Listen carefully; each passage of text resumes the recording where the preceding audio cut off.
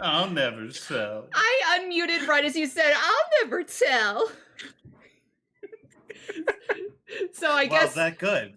They're not going to find out. They will never find out. Hello, chat. Thank you so much for coming in. We are back with more Curse of Strahd. Actually, on a Tuesday this time. We didn't have Tokyo 99. That's tomorrow. All right, so before we get started, let's say hello to our players. Chuck, who are you? Tell us about yourself. Underground Tavern has some content coming soon. Everything from podcasts to games to discussions. Stay tuned. Chuck, I don't mean to be mean. I feel like every time that you introduce yourself, you're like, it's coming soon. Well, it's coming soon. I'm having trouble with my PC. I'm trying to get that worked out first. Yeah, we still need to get together about Video Ninja. I mean, I this weekend because it's supposed to snow a lot this weekend here, so we can get together this weekend, and then I should have something within 2 weeks. All right. Liger, who are you? Where can we find you? Hi, I'm limitlessliger. I stream at limitlessliger on twitch.tv. Also, you can join my Discord. I'm hyping up my Discord these days. I want it to be poppin'. Can you tell us what your Discord is so it can properly pop off? I mean, there's a link on my Twitch account, but I don't know how to... Hold on, I'll give you a shout out so people can go bother you. It's limitlessliger, right? Yes. And I managed... The way I say it every time. I have been told. I actually managed to give a shout out this time instead of going to raid like I normally do. That's great. I'm gonna be this week. We're probably gonna finish Split Fiction, hopefully, finally, after 3 months of not playing it. Hooray! Detdet, who are you? Where can we find you? Hi, my name's Detdet. You can find me eating this TikTok gay boy cucumber salad, which is delicious. You can also find me on Struggle Funk too. No, I just call it that all the time because it's funny. You can also find me on YouTube at Detdet Svatipo if you want to watch all the unorganized VODs of my channel. It's really cool, and it will never be organized. Fuck you, Liger. It's specifically unorganized just to mess with Liger. Yeah. I bet you also keep your, Case and Resident Evil 4 unorganized just to mess with Liger.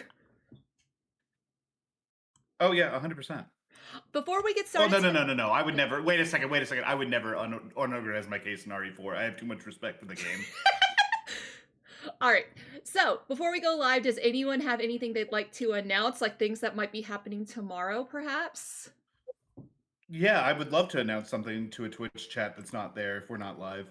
Yeah, Tokyo 1999's tomorrow. It's on a slightly different time than usual because we're trying something out and I'm busy on Thursday. Whoopsie. Dagger says that they're going to put a playlist together and send you an invoice. Wow. I'm actually down for that, actually. I mean, you could literally let anyone do it as long as it's not Liger. Yeah. I'm gonna make a playlist and it's gonna say Tokyo 1999 and it's gonna be just a bunch of unrelated VODs. One episode of Tokyo 1999. You should just have Tokyo 1999 and instead of having any Tokyo 1999, it's just got the entire discography of Seether. Just to really, you're so right. Just to mess with Liger. Mm-hmm. Alright, so last time on Curse of Strahd, Rotten Ruin. Following Rahadin's bloody death, our heroes return to recuperate at Kazan's tower before heading west to the Wizards of Wines. During the night, Beacon's watch is interrupted by a basket arriving at the tower's doorstep. Inside, he finds a letter from Strahd, expressing his fury at Rahadin's passing, and the revenge that is to follow. The first will await their return into Valaki, while the second comes in a bottle, specifically blood, hair, teeth, and nails seemingly belonging to Escher. Thalin is infuriated and wants to take Strahd out immediately, but the group is able to dissuade his fury and continue on. However, Thalin is not the only member of the party distressed by the night before, Ignacio begrudgingly explains he had a dream, which revealed that his ancestor, Camilla, had made a pact with something evil beyond words, and the blood maledicts of the Montserrats are a result of this bargain. Irina tries to reassure Ignacio that he's not a monster, but Ignacio opens up that he killed his younger brother, although he offers no further insight into what happened, and none of the others ask. Arriving at the Wizard of Wines, they find the vineyard has been overrun by druids and blights, forcing the Martikovs to flee. Although the oldest of the bunch, Davian, offers no insight, his son Adrian explains that the druids are likely after a magical gem hidden at the winery. Our heroes immediately rush in to assist, but find the blights and the druids controlling them of little concern. With that, you guys are currently on the ground floor of the Wizard of Wines. You definitely hear there's something happening up above, but the ground floor is definitely clear as far as you can tell. Are we still in initiative order? No. Just turn around. No, okay. I did really like that recap, because there was a moment where it was just like, oh no, you're not like the way he made it sound was like, oh no, Ignacio, you're not a monster. You're more than your blood maledicts. And I'm like, no, I killed my brother. And then she's like, okay. Sorry, that's rough, buddy. It's, you know what? It is rough, buddy. You said that we heard noises coming from upstairs or downstairs? You hear noises coming from upstairs and downstairs. I think we do downstairs first. I think Let's split up. Magic gems. I don't think it's on the right map. I mean, I don't think it'd be a problem if we split up, honestly, considering how little threat these guys seem to be. But then again, I feel like maybe that was like the 50 twig blights that we fought are maybe not representative. I don't know. Maybe that was like a false sense of security.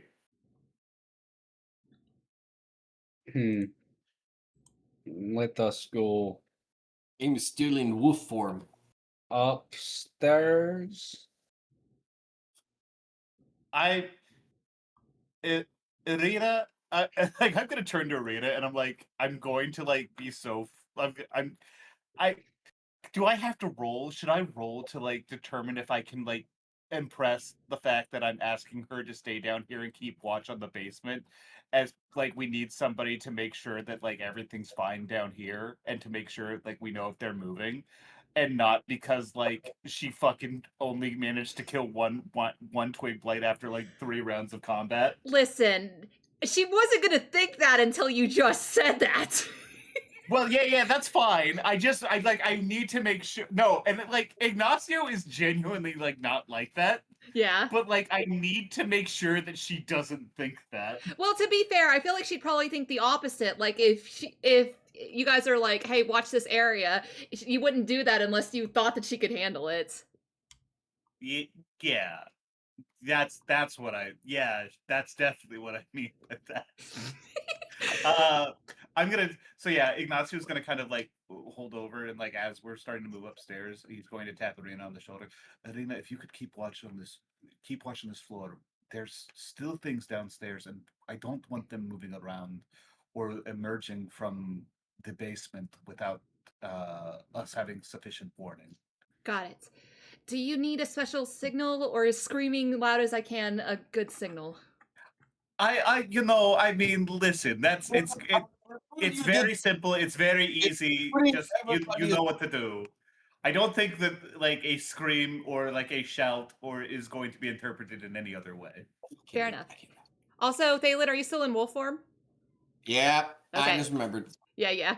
Irina is going to go to the south part of the room, and she is going to stand watch in the doorway, leading into the room that has the downstairs. But she's also going to be doing it in such a way that her back is to the wall, and she can keep a close eye on everything happening around. And she'll give you guys a thumbs up.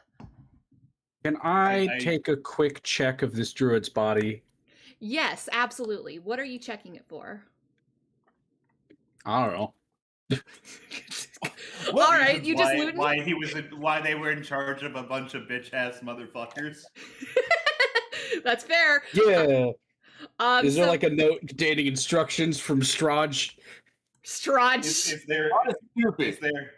Is there a note detailing like, okay, why am I always stuck on basic bitch duty? Why am I only in charge of the CR? The twig blights?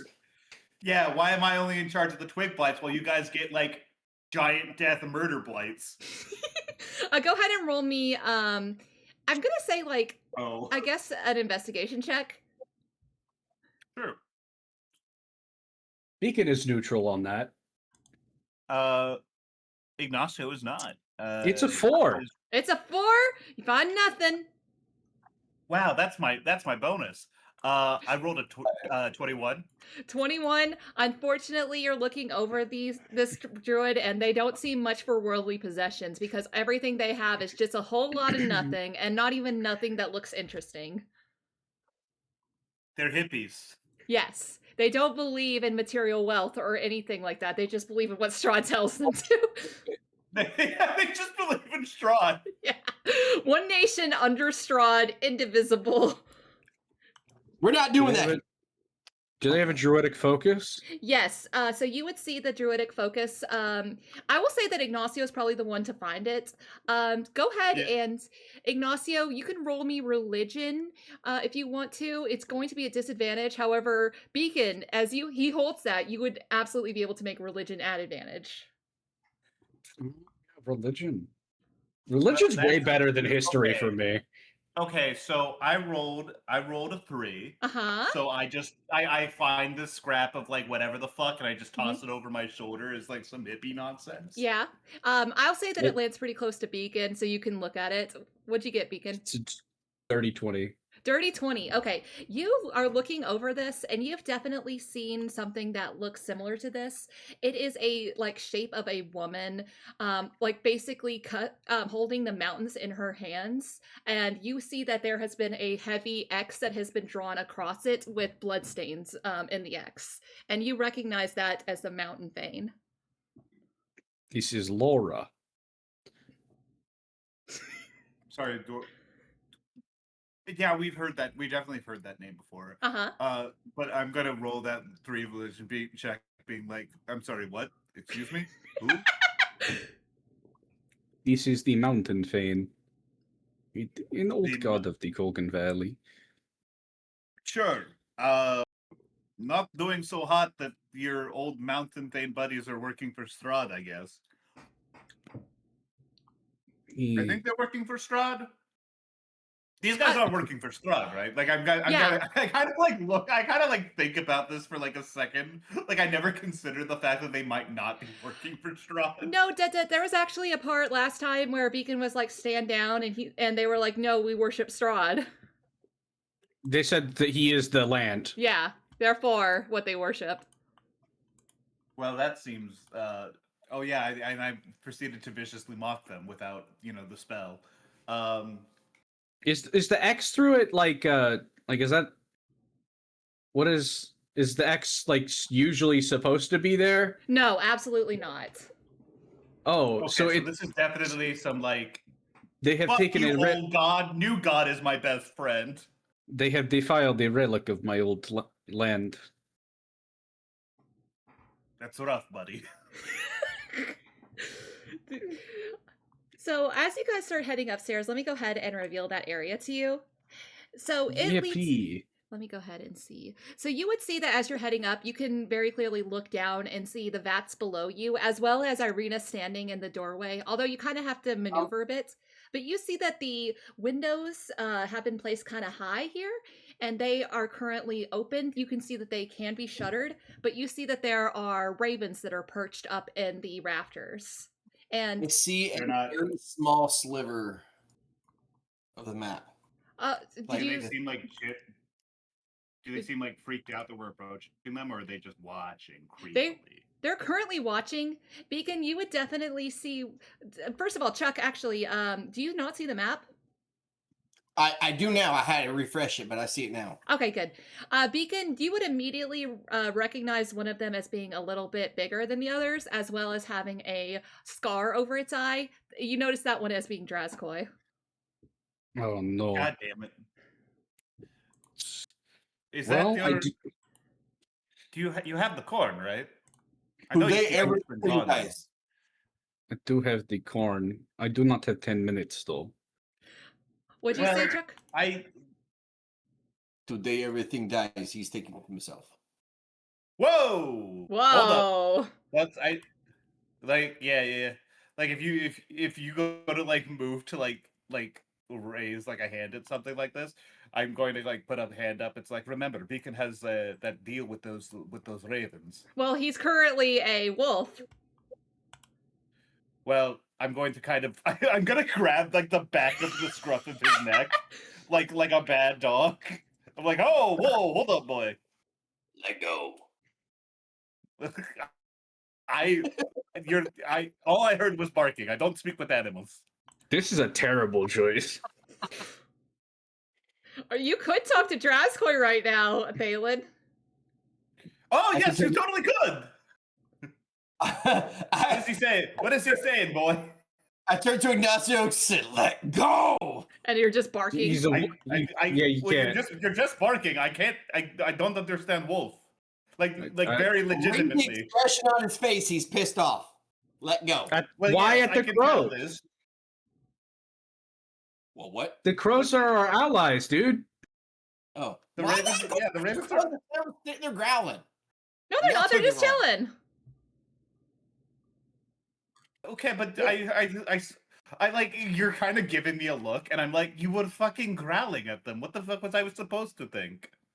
Wolves don't freaking act like dogs, okay? Their tail doesn't wag when they're excited. It's stiff, and he's like, I don't know what those are. They're birds. Whatever. I let him go, and I'm like, don't fuck with the birds. He These are just our gives friends. you like an acknowledging look, like, okay. Draskoi is going to be squinting at you, and he goes, "Did you bring corn?" I hate. Thalin, I presume that he is asking for corn, although neither of you can communicate with me right now. And I do not have 10 minutes. How many spell slots do I have left? I was about to say, man, like, I get it. It's tough to like hard cast a ritual spell, but like... All right, I only have 2 first level spell slots left, so I'll use one, I guess, for Speak with Animals. Draskoi, what has brought you here? He is going to immediately, like, hearing you speaking Raven, he is going to fly over and land on your, like, outstretched beacon finger like you are a Disney princess. And he says, "Got word from Valaki." Oh, no. Oh, shit. Oh, no. no? Is the new... Well, I mean, I told you to find me if there was a problem. Oh, I was just updating. I'm sorry. Do you want me to leave? Oh, thank good. No, please. I mean, it's not good news. It's not all good news. I'm like watching like Beacon's like body language tense up and then immediately relax, and I'm like, what the fuck is he talking about with this bird? Yeah, I'll produce a corn. You would notice that he didn't even One ask you corn, for the please. corn. But he's gladly like, go ahead. It's just expected at this point. He knows the deal. Yeah. He and Draskoi are friends, but it is transactional. So Draskoi will say, so there's a little bad news, but most of it is pretty okay. Which one do you want first? Please, the bad news. Okay. Well, I don't know what their names are, but Bigger Man Watcher is dead. Bigger Man Watcher? Yeah, there were 2 of them. The other Watcher brother? Yeah. Oh no. Well... I've heard a lot of people saying that Fiona Watcher admitted that she was in league with the devil and that she was in charge of the assassin that killed Victor.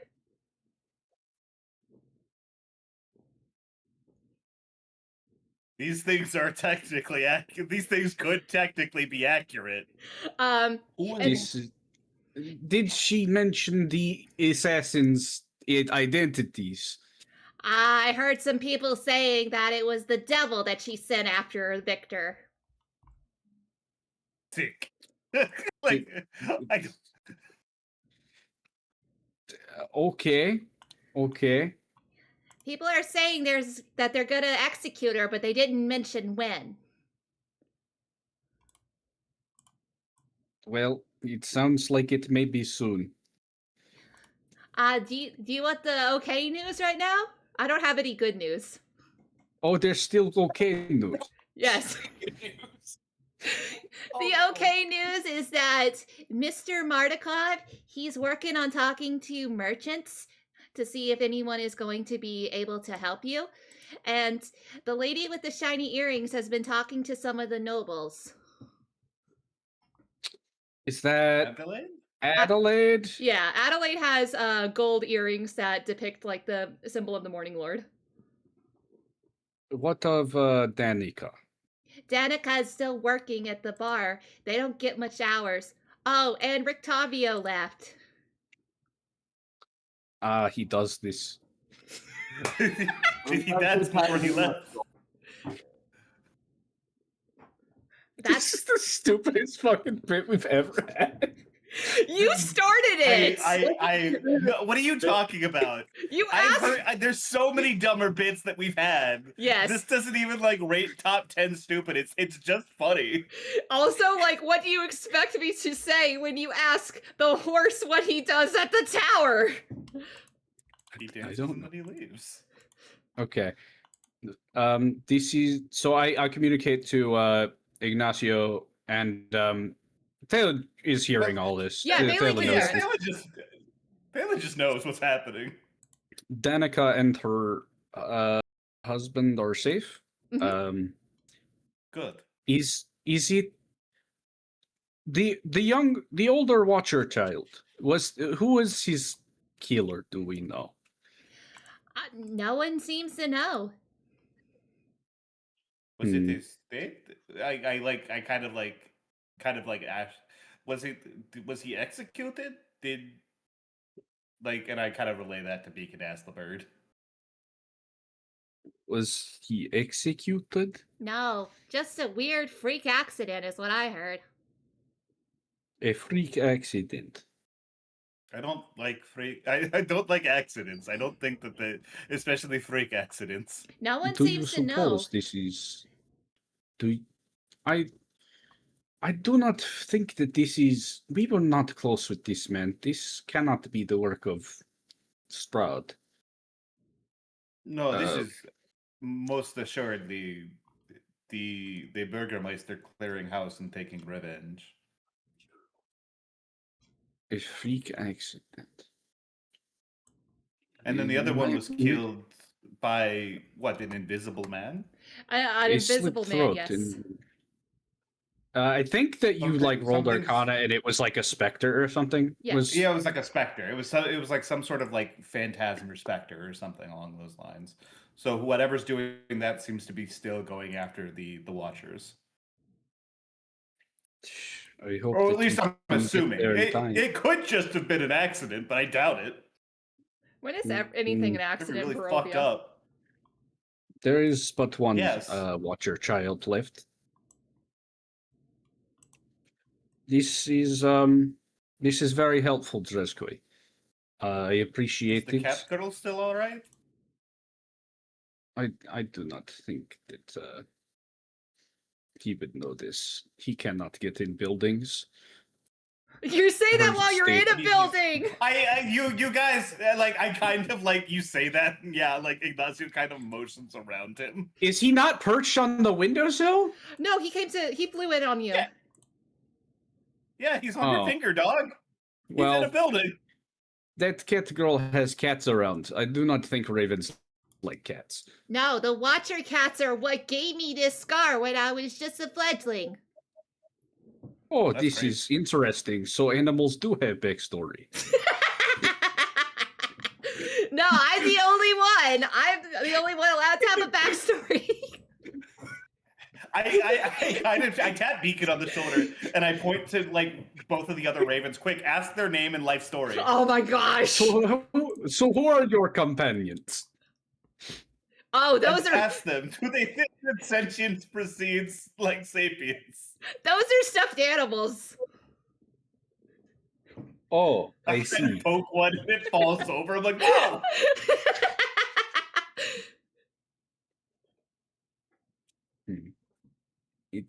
Is there anything else for you to say, Draskoy? It is dangerous here. It is best not to linger. Oh, it's only got bites.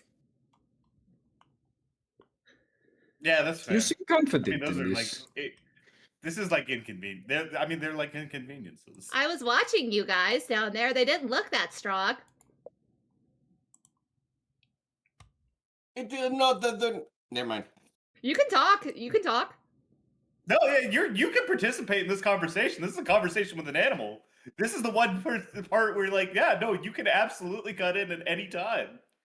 It's not that they're weak, it's that we are strong. That is the way of it. I do think that they were very weak, though. I Is that good? See? Don't like I kind of like whispered, don't say that so loud around the arena.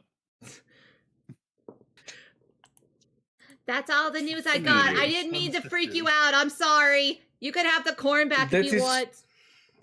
That is fine, Draskoy. Actually, you may take the corn. I will find you in Valaki when we return. We will not be much longer. If anything actually bad happens, I'll come back. I'll leave everything else. Yes. And he is going to take his corn and fly away. And you're going to see these two very non-stuffed ravens are also going to fly off. Whoa! Wait, they got animated? They got animated for the purpose of, like... They were not animated for that cutscene, specifically, so I didn't have to name them. I can't... It's like you look behind Draskoy, who has like a unique model, and there's just like two generic NPC models behind him that are like visibly lower poly. Like they're not even a model; they are just like a thing that's part of the background. It's a PNG. Yeah. Their names are stuffed in the animal. That's true.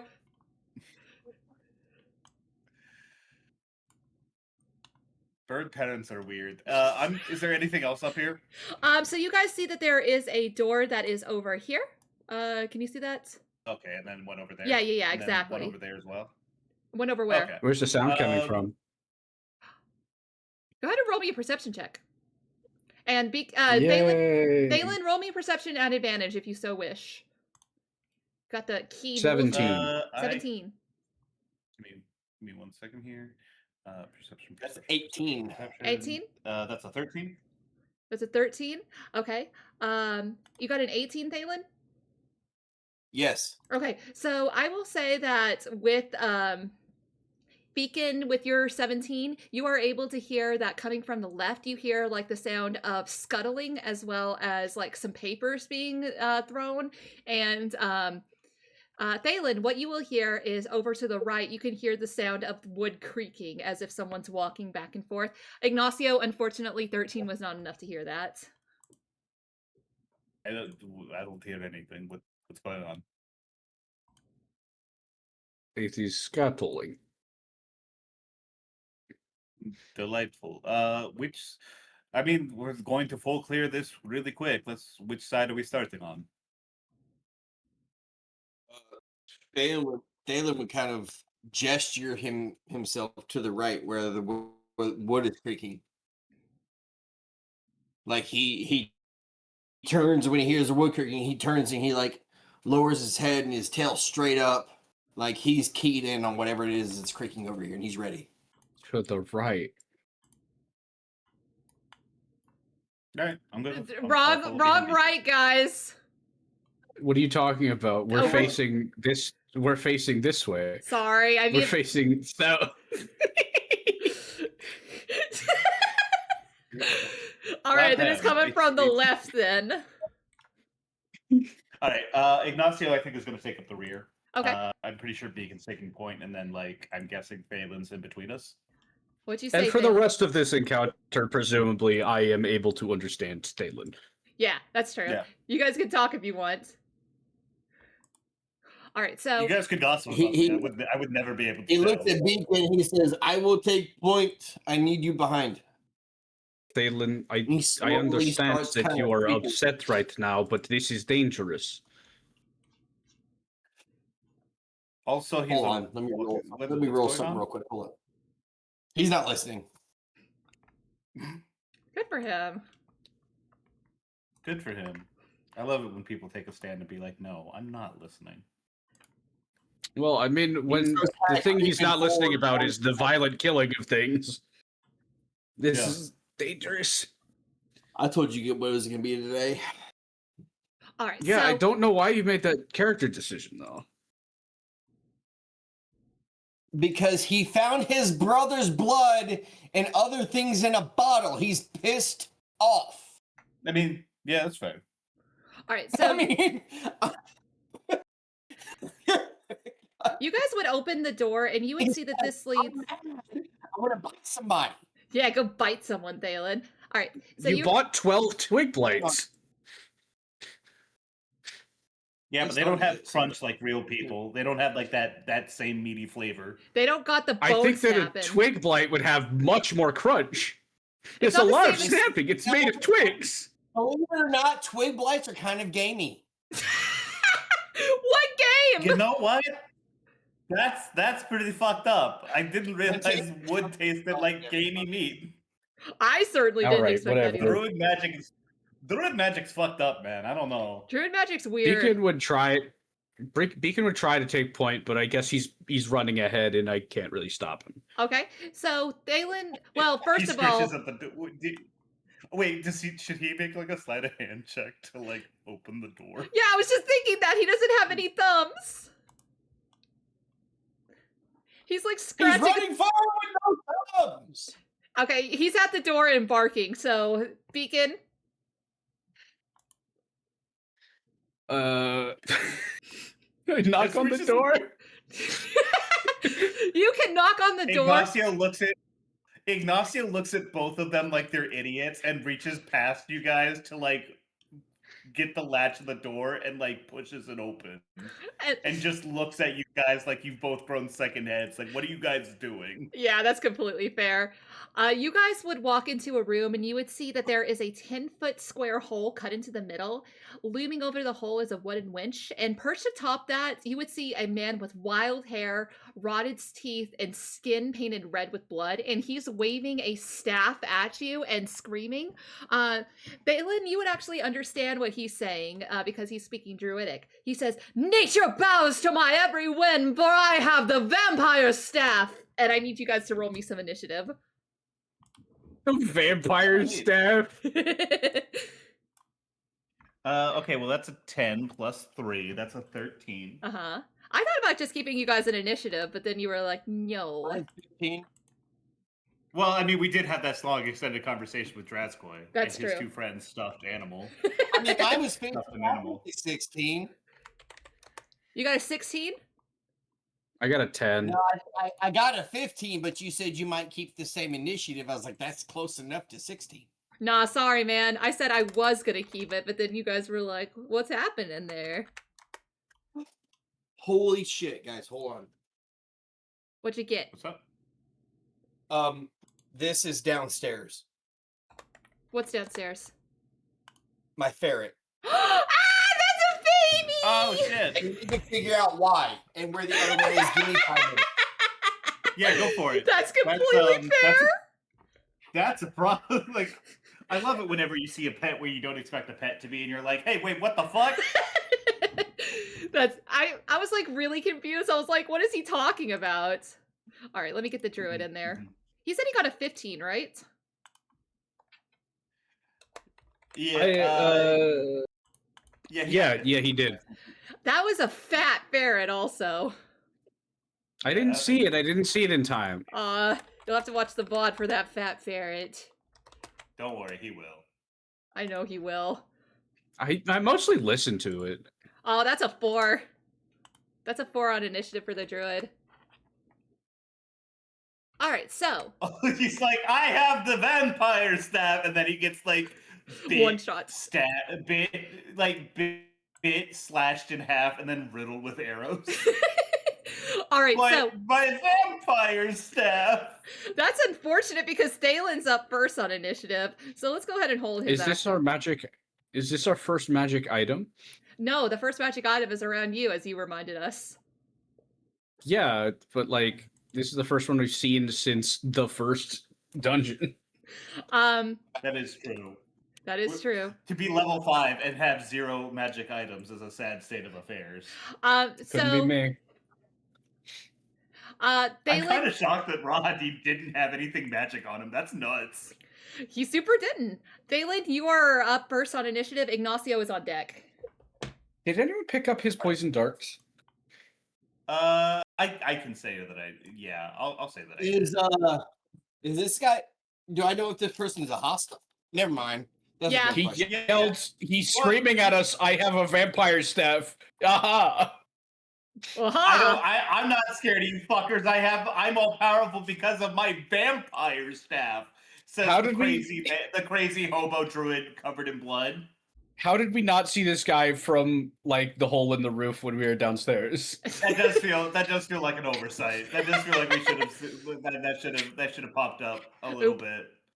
Well, let's say that he wasn't on the winch before, but he is now. I don't imagine. There's a wench here? Yeah, isn't that what that's called?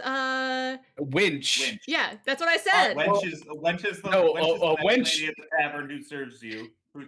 Yeah, this is a winch. W-I-N-C-H. It's quite a rude way to refer to a woman. Well, that's a man. Thalin's gonna bite him. Okay, go give a bite. Yeah. Go give bite. Also, you don't have pack tactics because neither of your boys are up next to you. That's a 16? 16? Liger, I will say, Lucky Dagger has put a clip in the chat so you can see the ferret. Oh, sick. Okay, you said 16, that hits. Alright, I also need to make a DC 13 strength throw, or they're prone. Okie dokie. He does. The druid needs to make a DC 13 save. Let's see how that does. That is a 2! Oh, that's a 2. That's not only are they prone, that's also 11 damage. Oh wow, that's a lot of damage. Yeah, Direwolf's pretty good. He walks up, he looks at it, he growls, like, I guess the guy might try to, like, move, and he's like, no, he grabs him at, like, his collarbone and throws his ass to the ground. Mm-hmm. All right, so this guy been thrown onto the ground. Ignacio, you are up, beacon on deck. If I walk up point blank to him, do I still have disadvantage on ranged attack rolls? Like if I'm like next to him. Yeah, that so the first thing that you have on your range, it should be like 30/140. The 30 is how far away back you need to be for it to be a regular hit. Any closer would be disadvantage. No. I mean, like, he's prone, so technically he has disadvantage against, like, ranged attacks have disadvantage on him. No, but also you have to deal with being up close.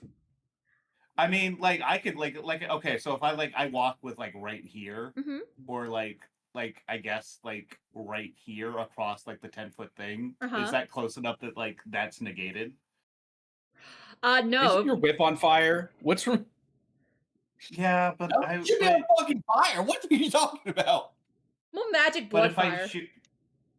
Yeah, I got my whip's on magic. My whip is covered in magic blood fire, and my crossbow is shining with a terrible power that's calling for me to defeat you. Shining crossbow. I'm gonna walk up. Like, I'm gonna walk right back here. Okay. So that way I gotta leave room for my boy Beacon. Yeah. And I'm going to hit him with the whip. Okay. Very hard. Well, that's not good. That's a 9. I rolled a 2. That's not enough. All right. Well, that's the first one. Mm-hmm. Okay, well, that's a 19 on the second one. So nice. That does. 19 plus 7. Excuse me. That's a 26. I'm hoping that hits. Yeah, that does hit. All right, let me go ahead and roll my. Oh, wait a second. I have my. Okay, so that's 2d4 plus 1d6. All right, so that is 9 slashing damage and 2 fire damage. Okay. And then let me go ahead. I'm going to use my bonus action to attack with my hand crossbow. Go for it. This poor guy. He just wanted his vampire staff. No, he's got his vampire He just staff. He just wanted his vampire staff. Well, one of those was a nat 20. Unfortunately, I'm rolling at disadvantage, which sucks. Wop, wop. So that's gonna be like a 17. 17 hits. Okay. Well, while I get really sad about that, I'm gonna go ahead and roll that real quick. That is going to be 7 piercing damage and 1 radiant damage. Dang. Okay. So 8 damage total. Yep. Stupid Turns druid. out crossbow expert, kind of good. It's kind of a good feat. You can use anything. All right, Beacon, you are up. The druid is on deck. Okay, I'm gonna walk up to this druid. Can I just like skip the fight and just wrench this staff from his hands? You can definitely try. What is that? I'm gonna say we're gonna have a contested strength. Oh, that'll go well for him. Yeah, for this druid with. Yeah, I did notice that strength saving throw did not have any modifiers attached. Yup, it sure didn't. Anyway, rollsies. What we got? That is a 9. 16. A 9. Okay, so you made it. Wait, actually, it's 18. 18. So with this man like prone on the ground with a bolt sticking out of him and Thalin like holding onto him by the neck, you are able to come over and rip this staff out of his hands. You're surprised at like the consistency of this thing. It is a black. It looks like a tree branch almost, but it is currently oozing sap that looks like blood, and it's surprisingly spongy. This is not good consistency for staff. Your life is pathetic, and you must consider the things that have led to this point. I do not know if I can save you from Thalin, but I'm gonna like look over and I'm like, my influence. This casual dismissal of an opponent's combat prowess while saying that they're probably going to die. I will be going down to join Arena. Are you one way? Wait! We have more rooms to clear. There is more rooms. This guy in our brains is already dead. Does taking the staff count as one attack? I will say that counts as an action. Oh, shit. So that'll be my turn. Have I a guess. bonus action? Can you bonus action like I don't know, demean him or something? Yeah, like you have it already. I could do this anyway. Yes, but like in a more mechanically advantageous way. Please consider the way that you have lived your life, and remember in the next life that you could do better. All right. I am merely disappointed in you. Beacon's tired. Beacon is very tired. That's fair. I'm just imagining like that picture that's just like The Simpsons, like pathetic. That is exactly how Beacon is looking at this man right now. Well, now that the player, know that there's no way to help these people, I'm a little dejected. That's fair. So the druid is up, and normally it would use that his attack to try to smack you guys, but unfortunately he just got his staff taken from him. So he is going... Oh, what? Nothing for your shillelagh? Oh, that's so sad! He is instead going to cast a druidic word, and he is going to immediately... You'll see that his clothes turn to the consistency of bark, and that is going to be his turn. Thalin, you are up. Ignacio, you're on deck. So is he hidden? No, he's still here. Did he stand? Wait, did he stand back up? Yeah, he's standing up. I'm gonna bite him again. Thalin, I need you to delay your turn so that way I can shoot him 3 times without getting disadvantage. Please, I beg 20. you. A natural 20?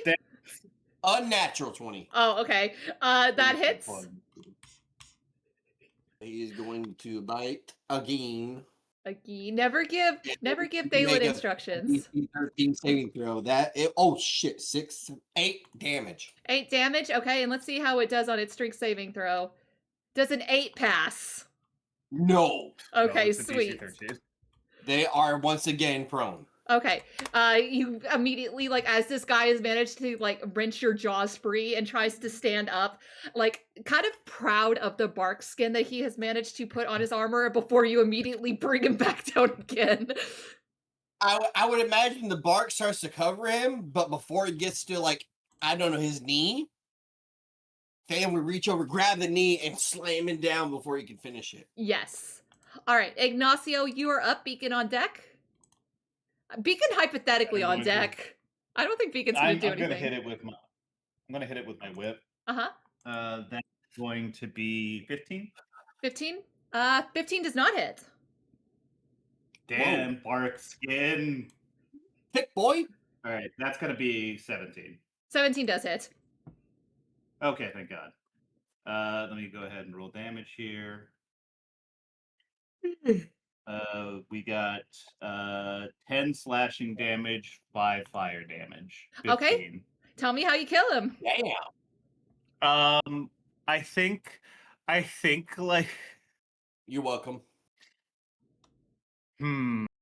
This guy's been really pathetic. I think I'm gonna I think what's gonna happen is like my whip is gonna set his bark skin on fire.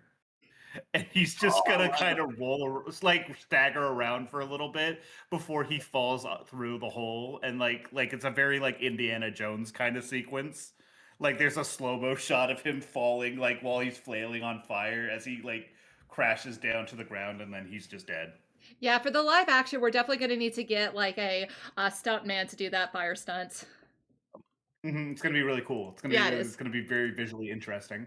All right, so with that, you guys are now out of combat. Beacon, you are still holding this staff. You do feel that there is some type of... It does feel like it is some kind of magic, but you also... Go ahead and roll me an Arcana check. Okay.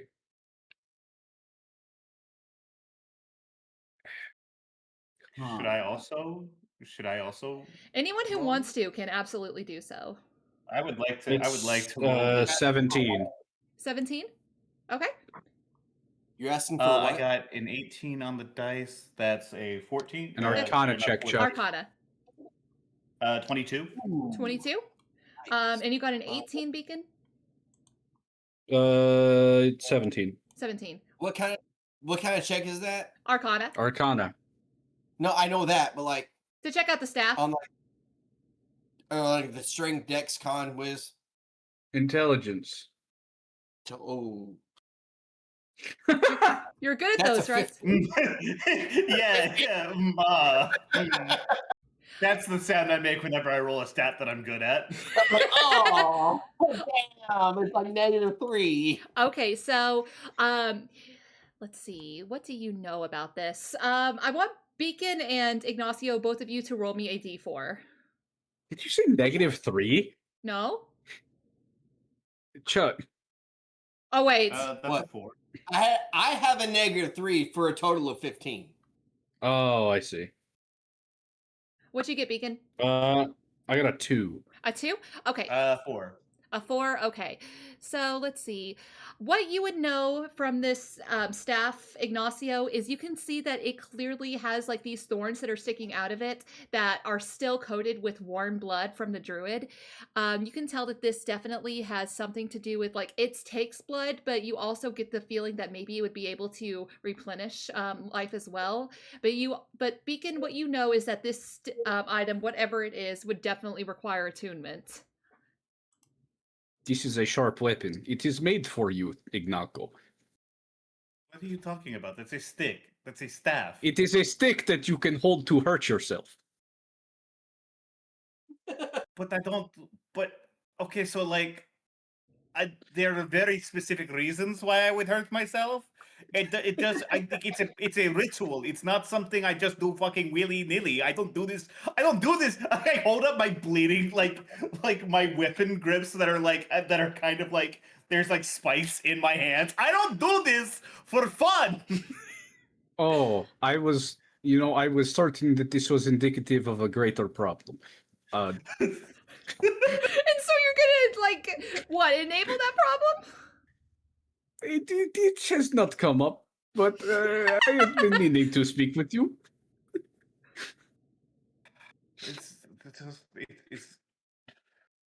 It's fine. It's fine. Jesus fucking Christ. Perhaps we can find more details. That's all we're getting on a 22 Arcana check, though? That's crazy. I will say, like, definitely, like, hurt and heal, but you also get the feeling that attunement would, like, cause pain. And it's more that you guys can't figure out what the exact details of this is without attuning to it. I'm just giving what you can figure out from looking at this and what you can deduce. That's fine. Perhaps we can ask Casimir later. How much is like? How long is the attuning process again? Good. It's been a while. It's a attunement's like usually like the length of a short rest, basically. It's like an hour, 2 hours, something like that. Attunement. Let's see. Attunement. How long?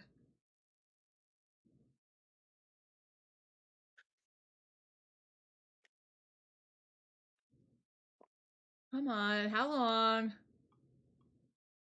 I spent a short rest, focused on the item. Okay. Well, that'll be for later. We can ask Casimir about this. He's well versed in magics, it seems.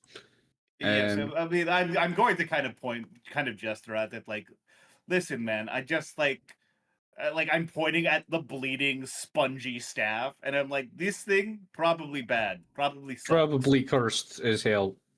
It's not good what's happening here. It is cursed as hell. I don't know if you guys remember this, but cursed as hell is very specific because you saw something very similar to this in the Durst Manor. You saw a tree branch that was kind of like moving towards you guys, like the thorns were moving towards you, and Ignacio specifically said cursed as hell. Yeah, it's cursed. Listen, this is... Wait, is it like the same type of wood? Yeah, like 100%. The exact same? I'm going to point at it. Like, you know that thing from the death house that was cursed as hell? Thalin told us it was poison birch. Actually, Ignacio, I want you to make me either a history check at advantage. History check at advantage? What? Okay, were you about to say nature? Because nature is actually, like, widely preferable. Well, yeah, but it's Ignacio. Well, yeah. No, I mean, it's the same for me. I don't have proficiency in history or nature. Oh, okay. God damn it. There goes my dice. All right, let me roll that. I got a 23. Advantage, you said? I'm sorry, Beacon. This thing 16. is specific. 16. This thing is specific to Ignacio because Ignacio, you have seen this before. You know this is the stick of a Golthias tree. Golthias you specifically know as that was a vampire who, upon being staked in the heart, someone had taken the stake, buried it, and a Golthias tree had sprouted. It is a horrible blighted tree. Yes, cursed as hell. See, that's why specifically I was letting Detdet do that, because Vampire Slayers, you know.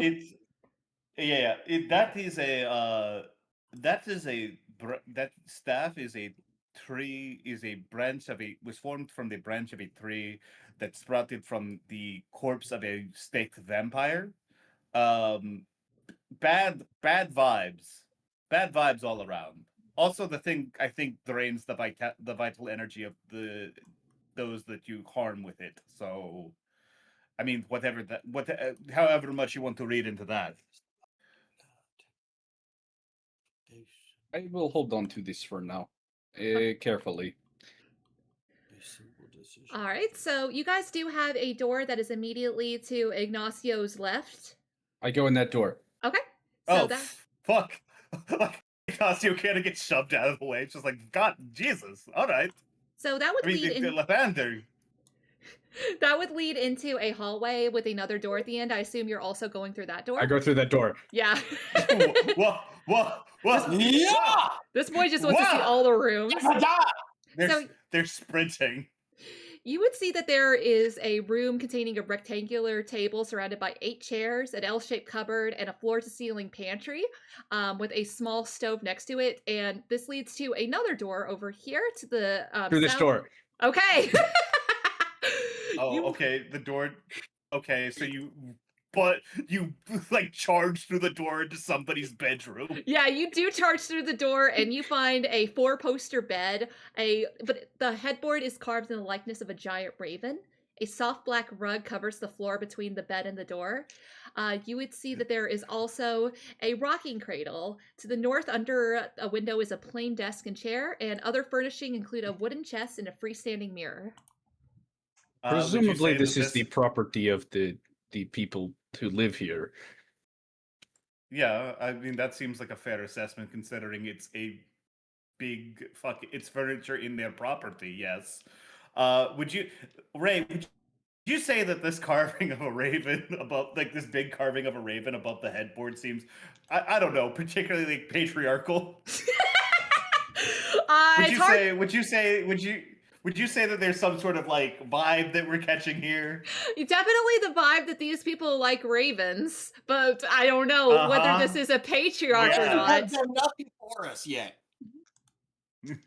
No, you guys are doing something for them first.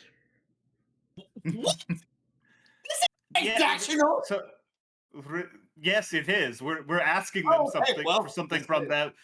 We're asking something from them, so they ask something from us in return. It's like that's basic, dude. Anyways, do we want to search the? Is like I noticed that there's like an open book on one of the table on like the desk. Mm-hmm. Can I look over that really quick? Like, yeah. I'm not gonna like toss the. I go through this door, but like, whoa, wait. There he goes. Please. Cracked open on this table, you would see that it is a book about parenting, like for a newborn child. Fuck. Oh, this is really cute. I'm sure they're doing a really good job. I'm sure that they love their child very much. Also, you would see that there is manifest on this table that show wine shipments. Didn't the Burgermeister of Valaki also have a parenting book? Yeah, but that was for... Yeah, but he sucks. Yeah. But he sucks, and I doubt that was for him, and I'm pretty sure that was for his wife. Mm-hmm. Yes, my son, he lives upstairs with skeletons. Skeleton cats. Yeah, upstairs with cat skeletons and tortures the local nobility's daughters. You'd be surprised. It's actually like a really prolific book about that. He's vaporized half my serving staff. Oh. God, what a fucking asshole. Is there any like information that I can glean from like the manifest of like where the wine is being shipped or whatever? Like just any conclusions that I can gather. Should I roll like an investigation or something like that? So by cursory knowledge, you would see that there are shipments that are listed as BV, BW, K, and Vistani. And as you're flipping back, you would also see that this goes like back at least a century. You would also see that some of the early ones include shipments to S. S. Right. I mean, there was Berez.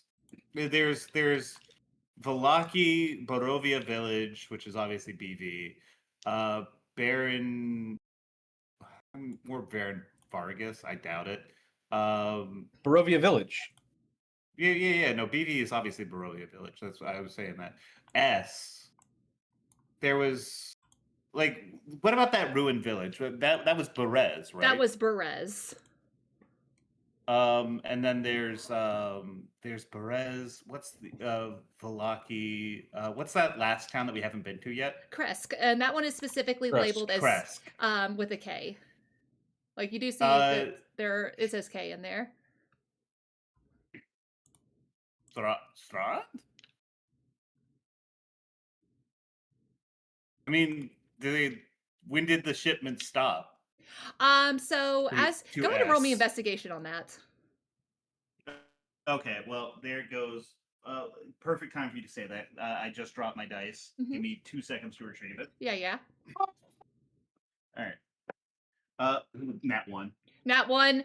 You can't even tell. Nat 1, baby. You're flipping through this and you lose your place, and then you're flipping back. I keep looking up to see if like Beacon has charged off to another room yet. Yes. Like I'm so distracted.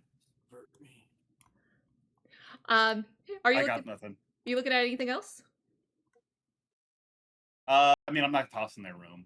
I'm not doing that, especially considering this guy. Listen, I think that we have tossed our prospective allies' room like 2 out of 3 times now. I think we got to call it on this one. I think we got to be the change we want to see in the world. So Beacon, you charge it off to the next room? I think I'll go regular speed, please. Okay, you regular speed. Okay. And go to this room. There. It's exhausting watching him. It's like watching a small child on some sort of stimulant. Is there anything in the kitchen?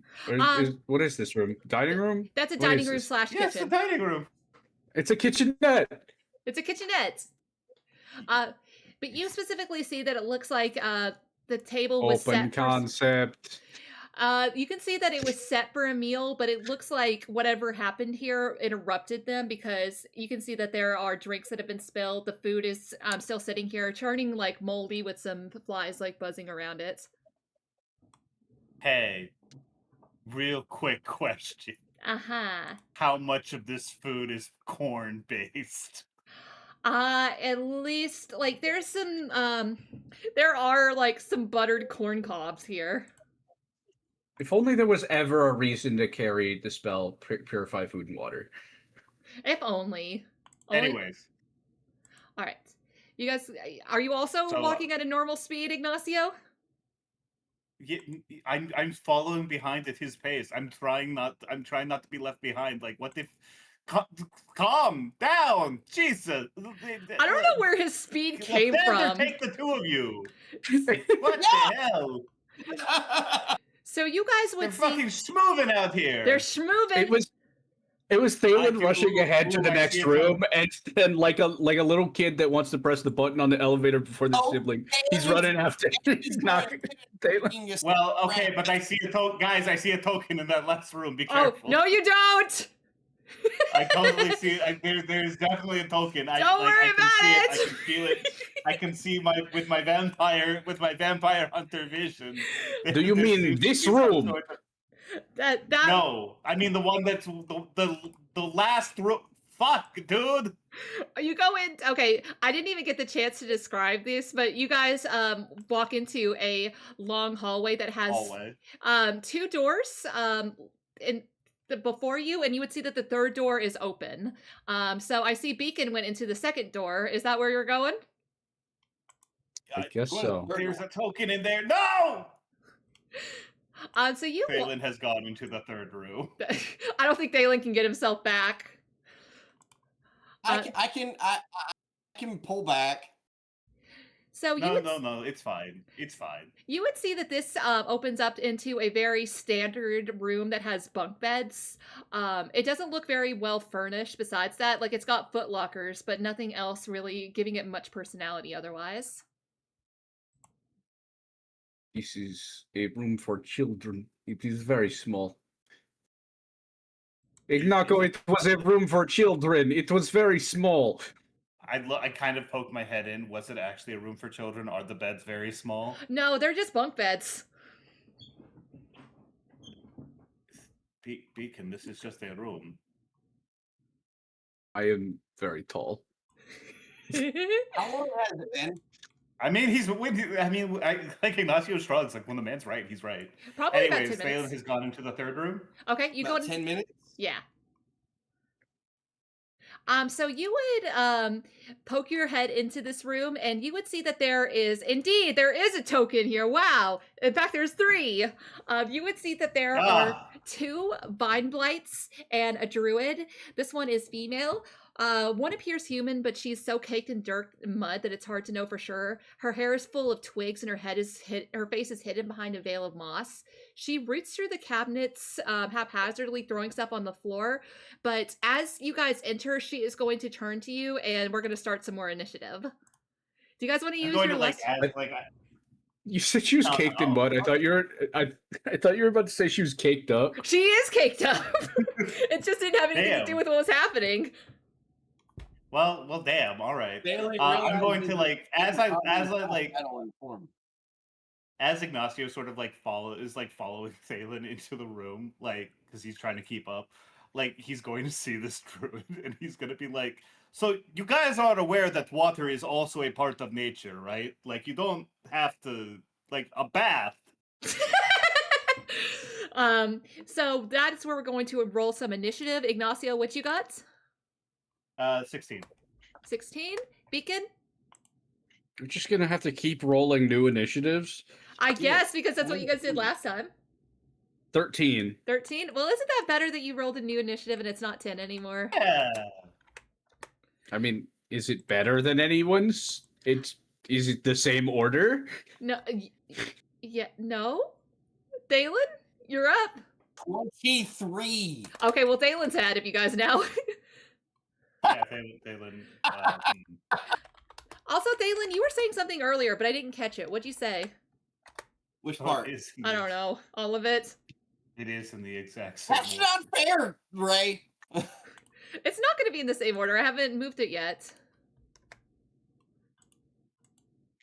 All right, so... No, it will be in the exact same order. The druid has got a 12 or an 11 or 12 dexterity, so that means Beacon goes first. That is true. Hold on 1 second. Let's get these vine blights in. Oh shit. I forgot about the blights. I keep forgetting about the blights. Maybe I shouldn't forget about these ones. These ones seem a little more intimidating. He was blinded by the blight. Blinded by the blight. Lit up. What about that one? Dude. That's a 12. Wow. So it's the exact same order. But now there's another guy here. Wow. All right, 12. And then we will descend this. All right, Thalin, you are up. Ignacio on deck. Yeah, this is the same order. Just another guy's here. God damn it. Oh my god, nat 20. Nat 20? Who are you attacking? Probably the druid. Yeah. All right, so you go ahead and attack the druid. Go ahead and give me the full amount plus a straight roll. Also, please take a step forward into the room. The full amount of damage? So it's going to be the highest you could possibly get, and then a straight roll. All right, so that's 8 plus 8 is 16 for the highest you can get. Mm-hmm. The roll is 10. The roll is 10. Dang! Now wait, is that? It's more. You add a +3 to that too. No. It's a straight roll. It's a straight roll. It's a straight roll. That. Oh, I mean, okay. You don't add your modifier to it. You don't add your strength modifier. No. Okay. I grab them by the horns on their head and throw them to the ground. Yup. Thalin, you have been requested to move a step forward. Oh, also, I guess you got to roll prone. Oh yeah, I do got to roll prone. Let's see if this one can make it. 13? Oh, 13 is the DC. Defender wins. So this one's up. What? That's not fair. Yes, it is. That is quite literally. You're going to listen. You say this until it's your turn to roll a dexterity save against a fireball. Mm-hmm. Okay, fair enough. Also, Thalin, it has been requested that you move up a space. Or two. There you go. All right. Thalin, you got anything else? It's a all the way. All right. All right. Ignacio's going to take a step forward. Mm-hmm. And then he's going to he's actually going to use his whip on the vine blight, like right here. Yeah. if only because like those other guys didn't seem to like the fire all that much, even though, and these guys do seem a little bit beefier. So I'm gonna make an attack roll. That is going to be a 16 to hit. 16, that does hit. Okay, let me go ahead and roll damage. We've got that is 7 slashing damage and 3 fire damage, so 10 damage total. I'm gonna make a second attack. You said 3 fire damage?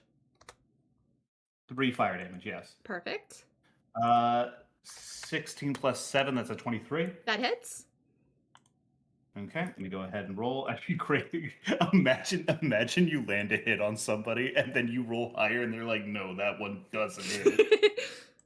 That ain't shit. That's why I always like to make the joke like, does a 28 hit their Detdet? That kind of thing. Hey, it does. It turns out. That's 9 slashing and then 5 fire damage. Dang. And then I'm going to use my bonus action to fire a crossbow bolt at the druid lady. Okay. 17 plus 8, that's 25. 25 hits. Okay, let me roll damage. That is going to be 8 piercing and 4 radiant damage. Okay. And that's turn. All I'm right. gonna then take a step back. Well, technically, because there's a door there, you're very lucky. That would have provoked an attack of opportunity. I don't actually see. Oh, well, yeah. Never mind. Then. No. The way that she's in the doorway, that wouldn't make sense for her to be able to attack you because I would have like total concealment. Yeah, exactly. Like, all right. Well, I don't want to have to deal with like half or 3/4 cover on a doorway.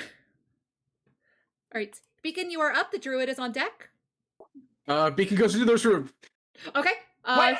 What the? I was ready to repair. I was ready to repair. No, I'm gonna. You could probably just walk in. Yeah, just walk into the danger zone and just start. I just walk past Thalin. Into the danger zone. And I like look at this. I give this druid a passing glance and be like, Tell her she needs to take a bath. Tell her she's nasty. Can the druid understand Thalin? Yes. Well, no, not Thalin. She can understand you. What? You've heard them speak common before. Oh no. I'm just saying. Like, could Thalin talk to these guys? Like, do they? Hypothetically, yeah. Well, yeah, but not right now because we don't got Speak with Animals up. That's fair. Also, Thalin does speak Druidic. Anyways, Beacon, kill. Beacon. You're. Kill divine blights if you're going to be so sensitive about it. Kill the stupid blight. I wish you would not have made us do this. What are you talking about? We did not make you do anything. We have suggested. You are defending the people of the Kogan Valley. What are you doing? The Kogan Valley is important, and you're not helping. God, this is against my oath. You could just attack them by just attack the mind blights. I'll attack the blight. Nature. Beacon will attack the vine blight. Which one? The one I'm tempted to put down. I'm tempted to put down my shield in two-handedness. You keep doing this, and every single time it's backfired. I need you to remember. I've only done it a single time, and it backfired really hard. There was nothing I could have done in that case. That was a natural 20. Every point of AC you have makes the previous point stronger. Fine, whatever. I'll attack the vine blight.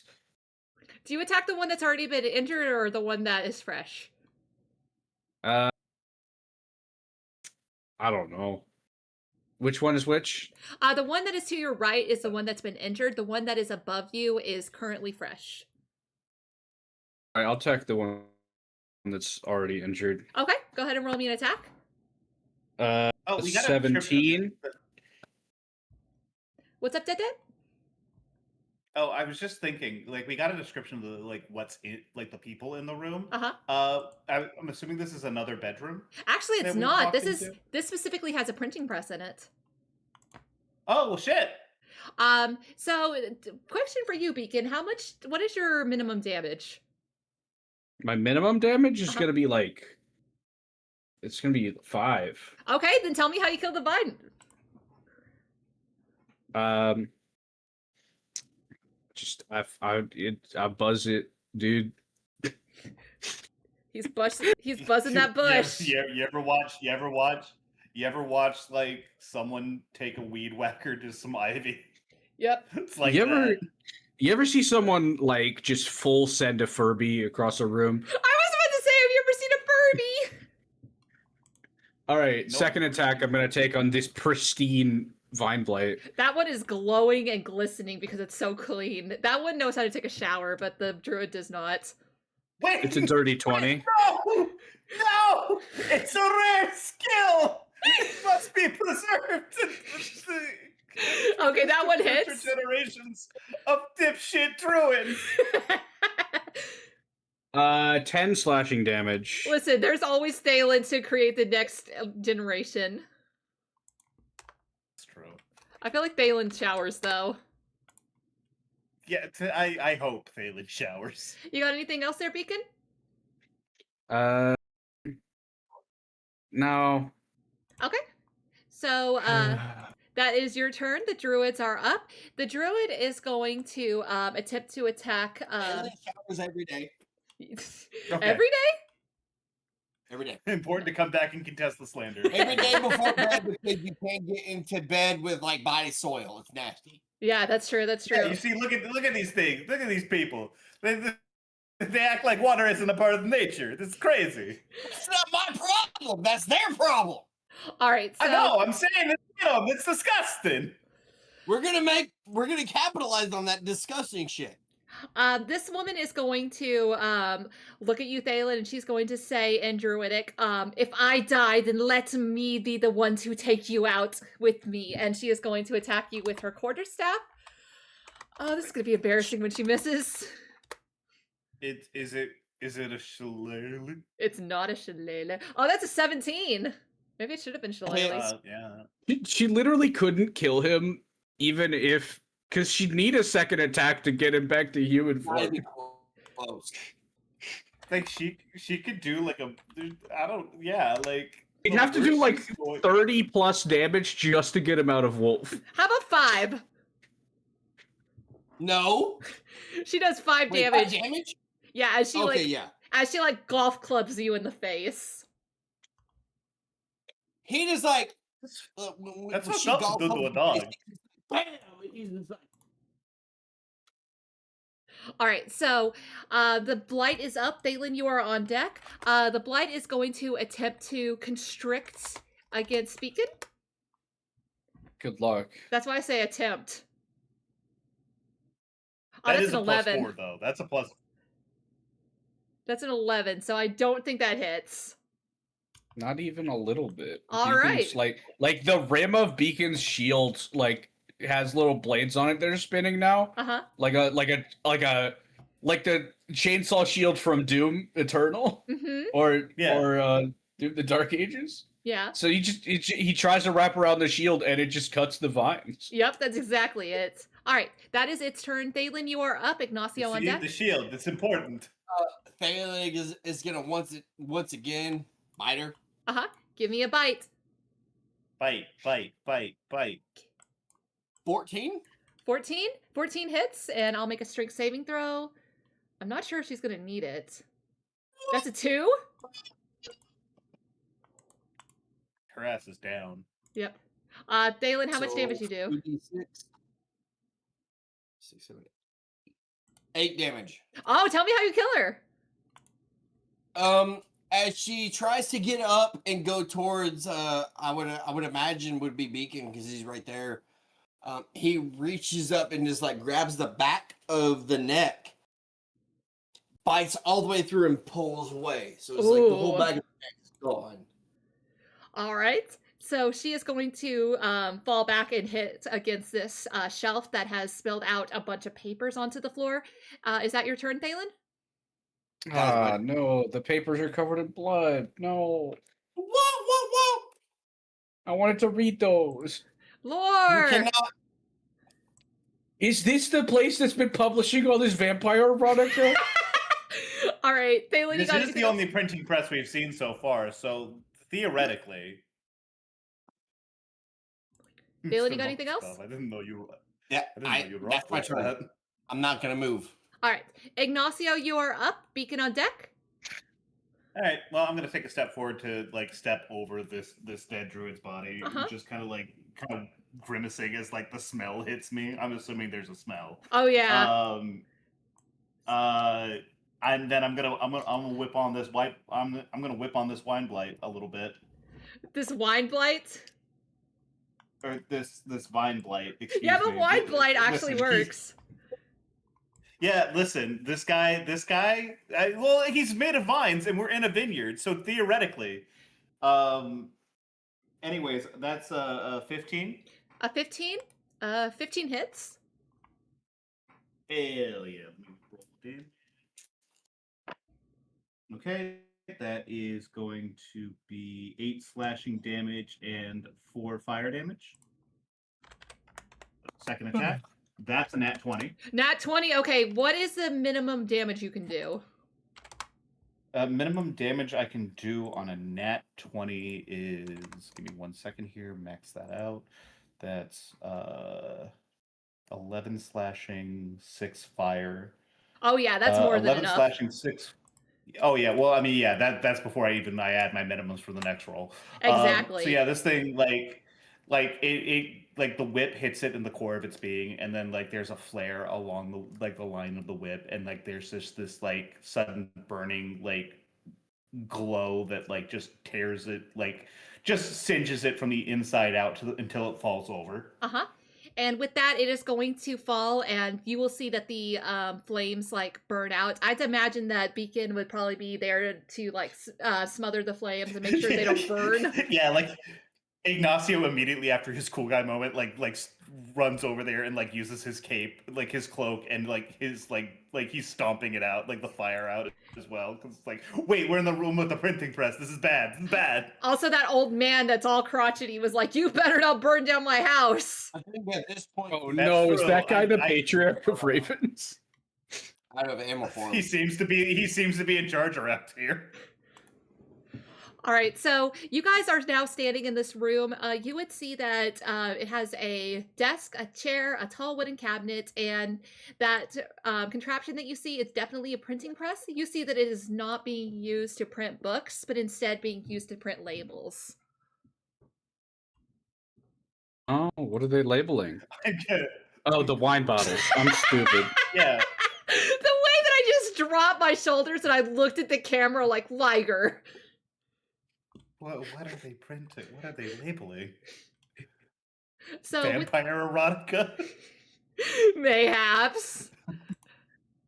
All right. With that, you guys have looked at every single room except for that one that's next to the dining room. I rushed over to that room. I would.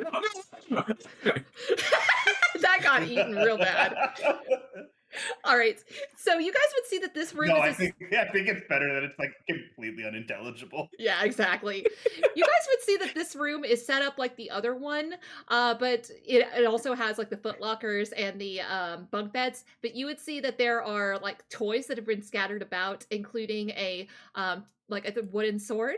You would see that there is a rocking horse, except it's black with wild eyes and it's painted orange where its mane, tail, and hoof should be. You would see that it has a name carved into it that says Bucephalus, and you guys would also That's see. fucked up. You guys would also see, if you were to look down at it, is no fun, is no Blinksky. Fucking Blinsky. I'm going This to. room appears to be for adults.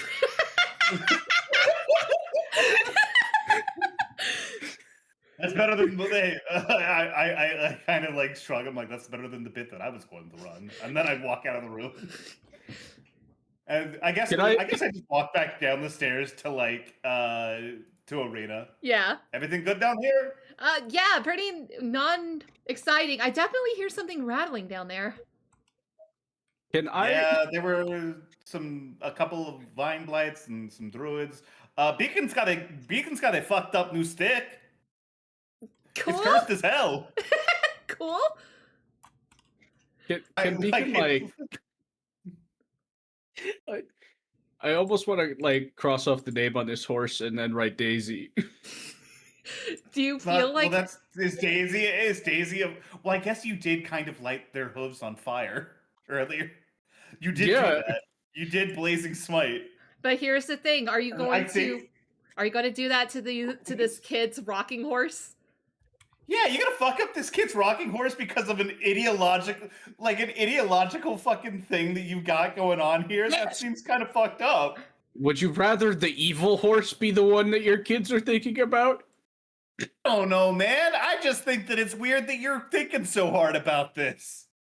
I'm leaving. All right. I rushed downstairs. I'm thinking hard enough. Beacon, as you walk downstairs, you would see that in the hallway there is a small shrine that has been set up, and I want you to roll me religion at advantage. Which hallway? This is something that I just threw in. Don't worry about it. There's literally nothing to indicate that. Oh, okay. Okay, so you said advantage. Yes, I did. It was like a 3. I'm calling it. Shout out to the 2 crew. Uh-huh. A 9? Okay. I need you to understand this. I have a +5 in religion. Okay. Liger, this is pathetic. We gotta. What the fuck is going on, man? I don't know. As you walk down the hallway, you would see that there is a small shrine that has been set up, and it has lots of iconography of ravens on it, along with some burning candles that are currently snuffed out, thankfully. But you see that you think that you've definitely seen something like this, but you can't quite parse where you've seen this before. A lot of fucking birds in this house. They sure do keep a lot of feathers. Oh well. It seems unrelated to anything we are looking for. Do Thalin and I get anything out of that if we were to look at it? If we were to see it on our way past? Unfortunately, no. It's the same way that you would that Beacon wouldn't know the Golthias tree. Dice Christ just does not want me to learn anything ever. RNGesus, please! This is crazy. You gotta Ray, you gotta start taking things into your own hands. You gotta start no, you have a flashback. You don't roll for the flashback, you just have it. I have started doing that! Because of this! Fucked up. This is so fucked up. It's not just set the DC so low. I'm giving you advantage though! Oh yeah, and the first roll I did was in that one. It's a DC 3. Roll with advantage. You bitch. All right. +5 religion. Jesus Christ. Are you guys heading downstairs? Oh, geez, well, that's your problem. Lathander. You've got a +5. You've got a +5 to Christianity, and not whatever the fuck this is. Whatever bird religion's going on up here. Anyways, we walk downstairs. All right, are you guys going? Ray, you need to start handing out more inspiration. First of all, I don't have to do anything. F you. You see, this is what happens. You're telling a woman. So, Liger, you're telling a woman what to do, and bad idea. Also, a woman with oppositional defiance. Genuinely. When have I ever done anything you guys have asked me to? I don't know. You've been very accommodating for my stuff in the past. No! Are you guys on the ground floor or are you going into the basement? Sorry to blow your steez. That's it for the bit. I kind of want to go down this slide here. Okay. There's a slide here. There is a slide there. Slide. All right. I watched Beacon from the basement like from the ground level, I kind of watch Beacon go up the thing, and like I hear like a clomping stomp as he walks through, and I eventually hear something sliding, and I'm like, this motherfucker. So We it's like, And then I walk downstairs because he's gonna be in trouble. so as you're kind of scooting, it is kind of that thing where it's the unfortunate thing where you're trying to go down a slide, but you keep getting stuck and you kind of have to keep scooching. Unfortunately, you can't get quite the same amount of friction or like clean slide that like if you had pants on would afford you. Unfortunately, Beacon's fat robot ass is getting too large and keeps getting stuck on this line. Some Thalin, little wheels pop out of his ass. those are hemorrhoids. No!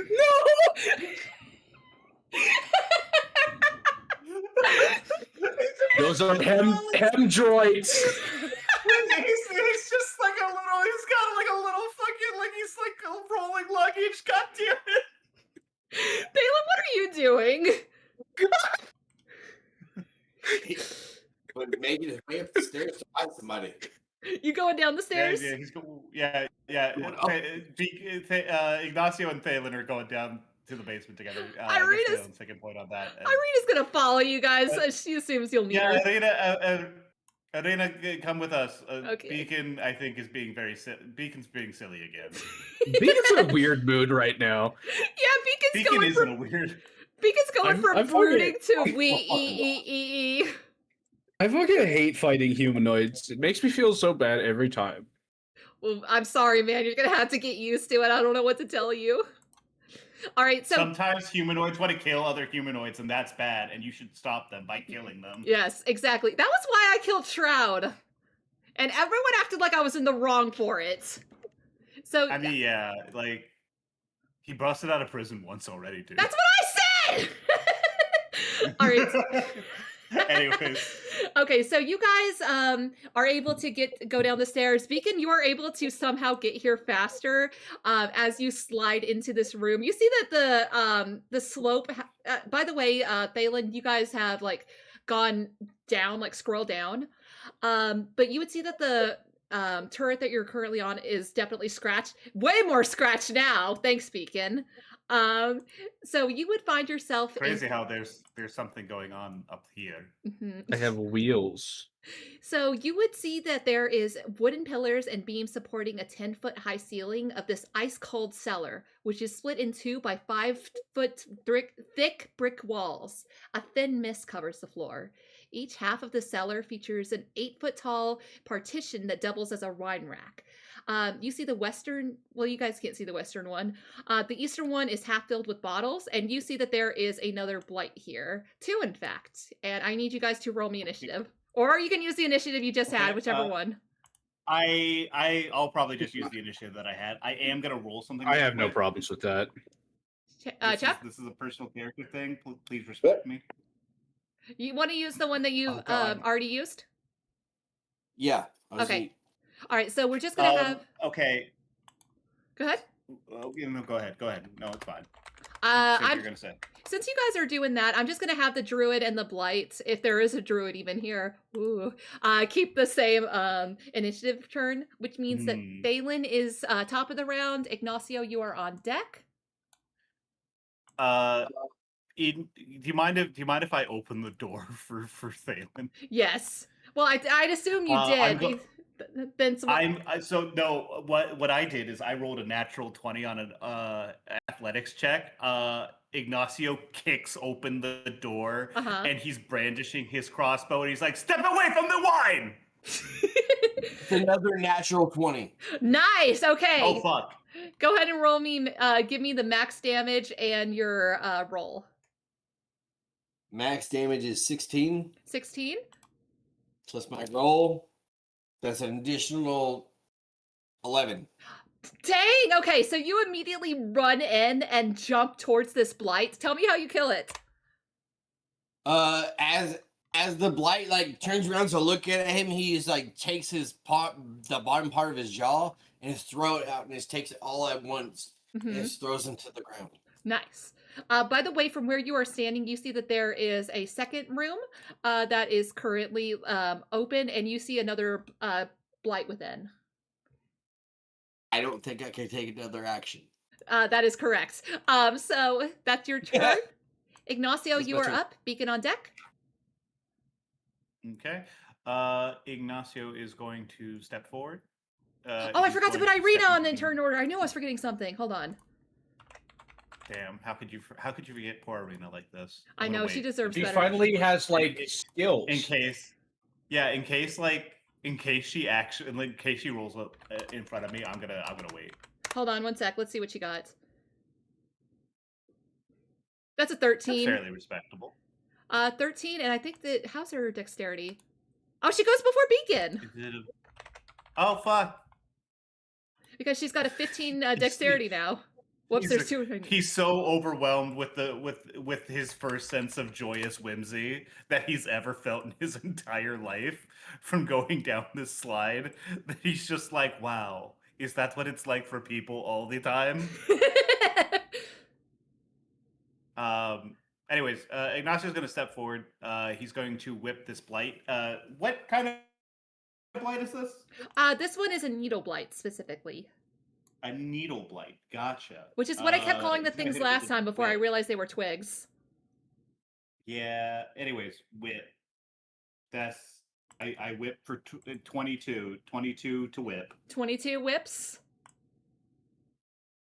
22 does whip. Thank you. You're welcome.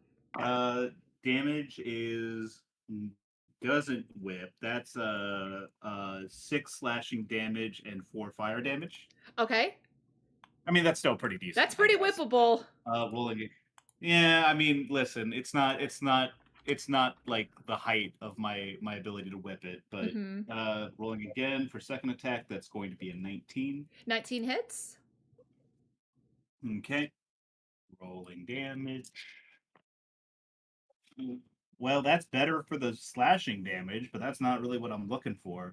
That's 10 slashing damage and 1 fire damage. Tell me how you kill it. Last hit was more slashing.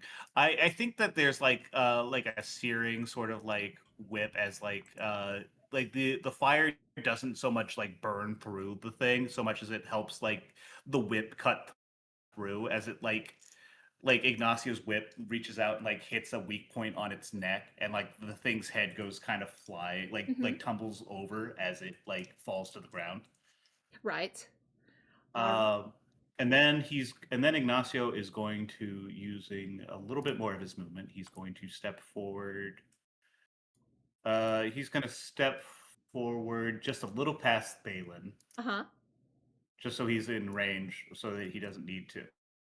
Oh, I guess I would also get a glimpse down this hallway. Yeah, you would. There you go. As I did so. And then I'm going to shoot that other needle blight with my crossbow. Give him a shoot. And ooh, that's not good. That's going to be a 14 to hit? That hits. Oh shit! All right, yeah, we'll take that. They're sticks, Detdet. They're not very bulky. Listen. I'm paranoid. That's good. You should be. That's 9 piercing damage and then 3 radiant. 9 piercing, 3 radiant. Got it. And that's all. All right, that's all. Done. All right. Yeah. I'm out of juice. You out of juice. Someone juice this boy. By juice, I mean actions. Whoa, wait a second. That's a completely different statement. All right, so Irina is going to move 5, 10, 15, that's 15, 20, 25, 30, and she is going to ready an action in case anything happens to come into range. She is going to attack it because she realizes that if she dashes, she's going to put herself in danger for no reason. All right, Beacon, you are up.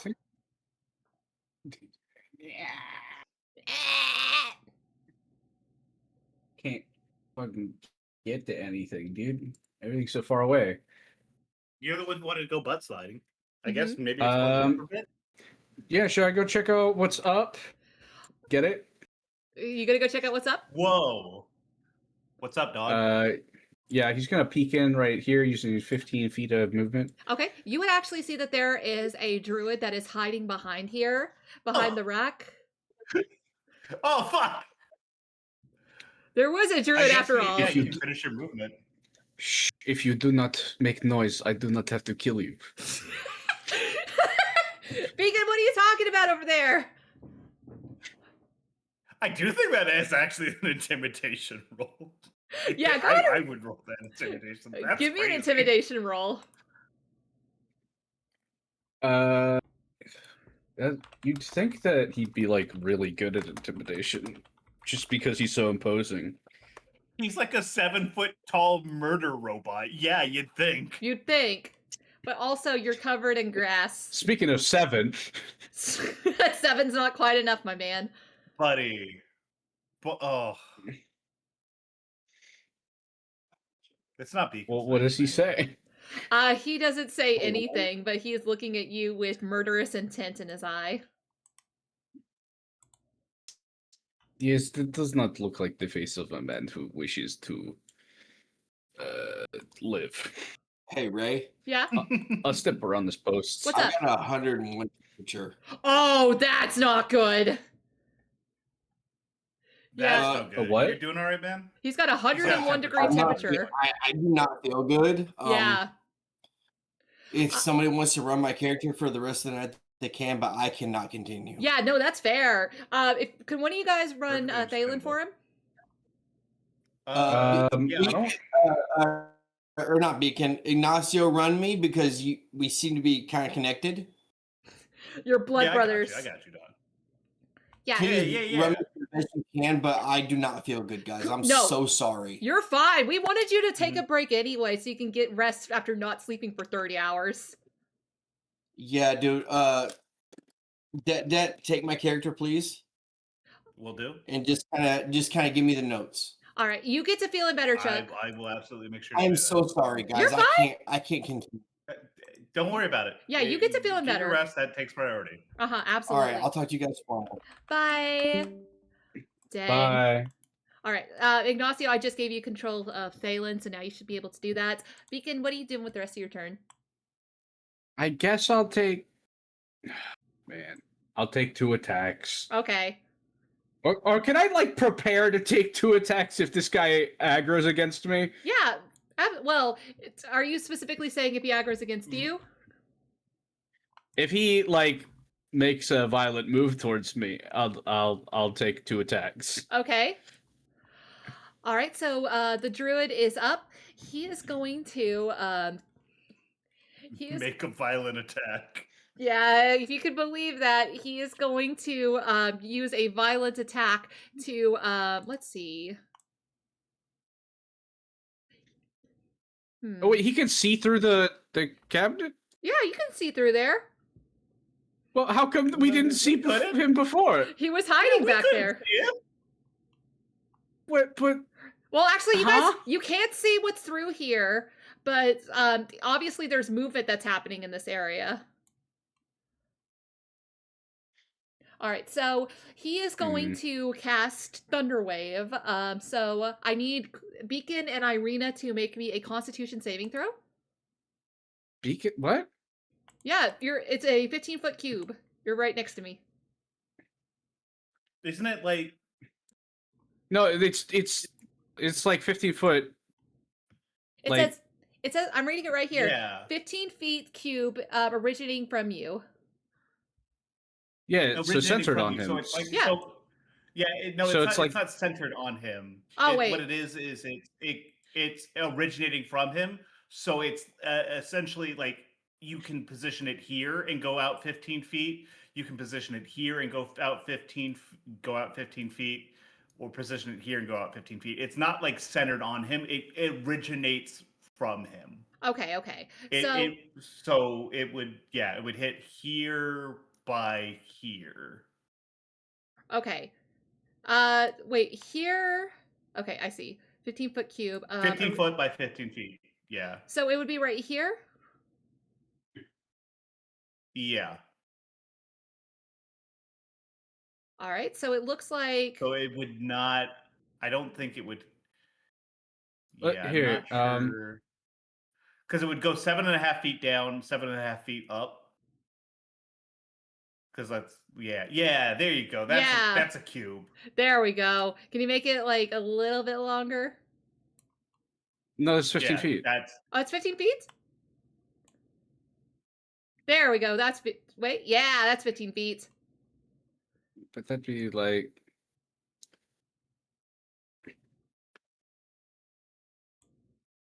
Wait, no, that's 15 feet. That's a 15-foot radius cube. So, yeah, it would actually be like this. It would be like this. Because that's 15 feet. All right. Well, in that case, he's just going to turn and use it on Beacon then. So, Beacon, make me a Constitution saving throw. Oh, yeah. You're going to hear, like, Ignacio is going to hear the calamitous crack of a thunder wave from behind him, and he's going to turn and shout, "No, they lied!" As that happens, you do see that there is, let me look right here real quick.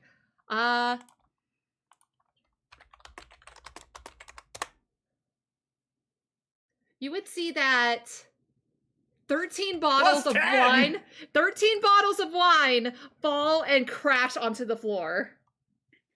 Did you say Constitution save? Yes. Ignacio falls to his knees in despair. He starts licking it. Fuck, that's a 12. He's like, no!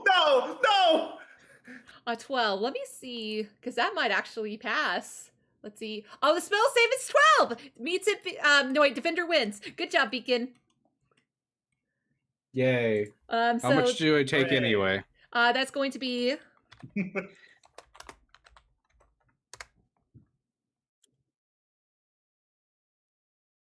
That is 11, so you take half damage. That's 5 thunder damage.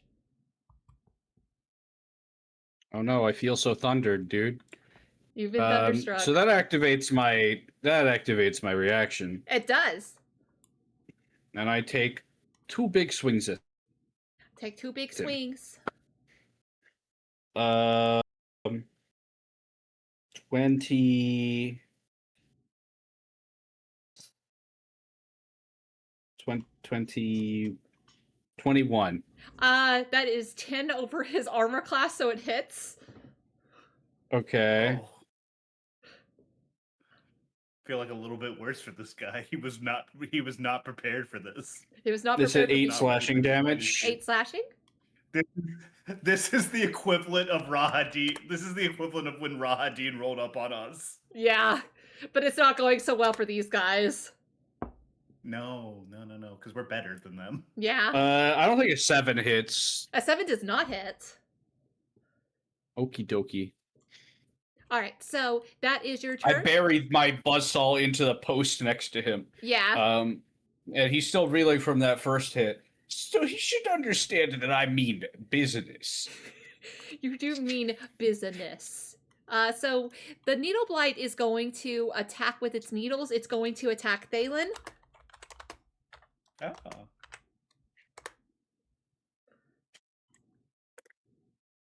I don't think a 7 hits. I am looking at this direwolf stat block. It does not. Okay. A second one is going to come out of the darkness and stand behind his buddy and is going to attack Ignacio with his needles. Okay.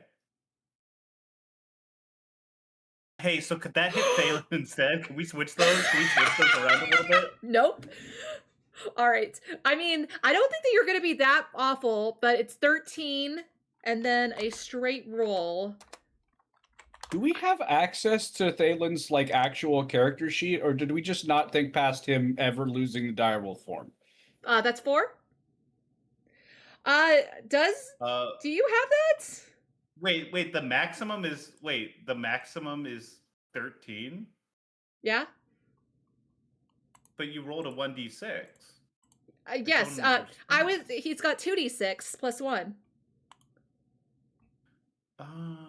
I was under the assumption that we were just doing, like, when I said straight, it was a 1d6 as opposed to 2, because I don't know, that felt like a thing we had done in the past. Not even once. Okay. That's crazy. All right, then Wait, let me roll more. No. No. After this one, we'll change it. After this Okay, one, 2 we'll more change it. damage. Shit. All right, what am I taking? How much damage am I taking? So you took a 13 total plus of 13 6, plus that's 4 plus 6, yeah, total. So that's 19 damage. 19 damage. Oh. Okay, so that puts me down. Oh. Jesus, what does that? Oh, put me chat, down that was a to? natural 20, by the way, in case you didn't gather it from all of our groans. Well, they're groans in my giggles. That puts me down to 13 health. I did nothing. All right, so I took 13 damage. I love not having a second health bar or healing. you took 19 damage. You have an arena behind you. No, I have 13 health left. Oh, okay. You said I took 13 damage. Sorry, no. I'm down to 13. There we go. All right, Thalin is up. Ignacio is on deck. Well, that's wrong. Thalin is up. Ignacio is on deck. Do not press that arrow button. All right. Well, Thalin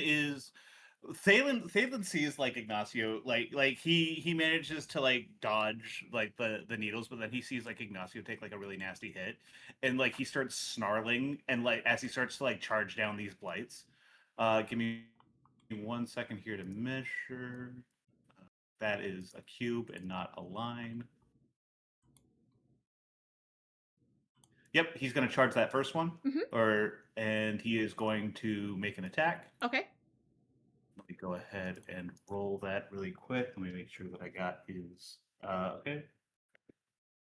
That's going to be a 17. 17 hits. Okay, let me go ahead and roll damage, and then it also needs to make a DC 12. Oh yeah, it DC does. 13 strength saving throw. And that's going to be. That's a 13. Defender wins. Okay, but it does take 13 damage. Okay, tell me how it kills him. How it kills him? Well, Yeah. Thalin dies screaming, and it's really embarrassing. Because the DM got the names wrong. I get nothing. Anyway, wrong. so he just like leaps into it, like just like the mass of the dire wolf like crushes like the front chest cavity as his like teeth like crunch the like whatever passes for vital organs inside of this needle blight. If I was a meaner person, I'd say that he had some like needles sticking out of his gums. I'm sure he doesn't know about that. Not like the dog from Homeward Bound. Yeah. It's really unfortunate. I hated that part of the movie. You know they did something to that real dog, dude. Oh no. You don't know that. Anyways, I think that's just There's a movie starring animals from the early 2000s. Of course they did that. Okay. Nope, I think that's Thalin done. All right. Is there anything like that you see is back over here? No.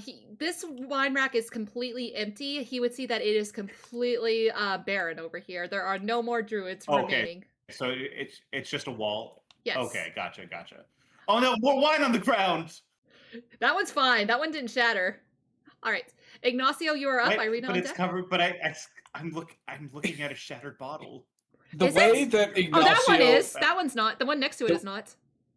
The way that Ignacio would legitimately be like relieved to find that it was the blood of a dead person. Yeah, right now, yeah.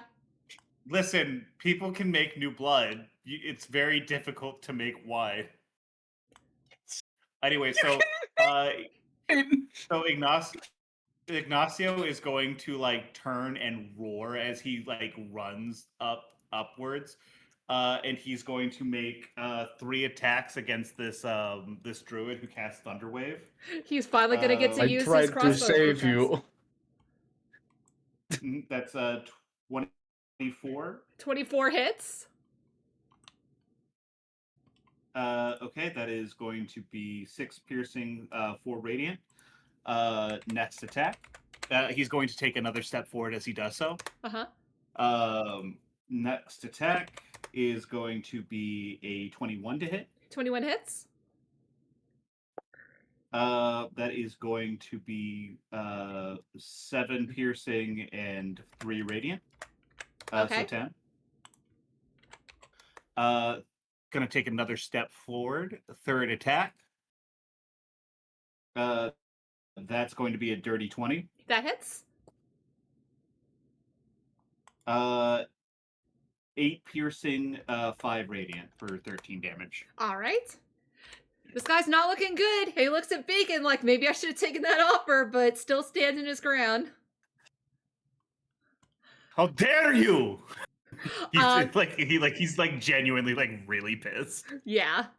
All right, so it is Irina's turn. Irina was reaching out as F2 lay on hands Ignacio, but he runs off, and she kind of just throws her hands up, and she's going to run 5, 10, 15, 20, 25, 30 to be up on the druid, and she is going to attempt to attack him as well.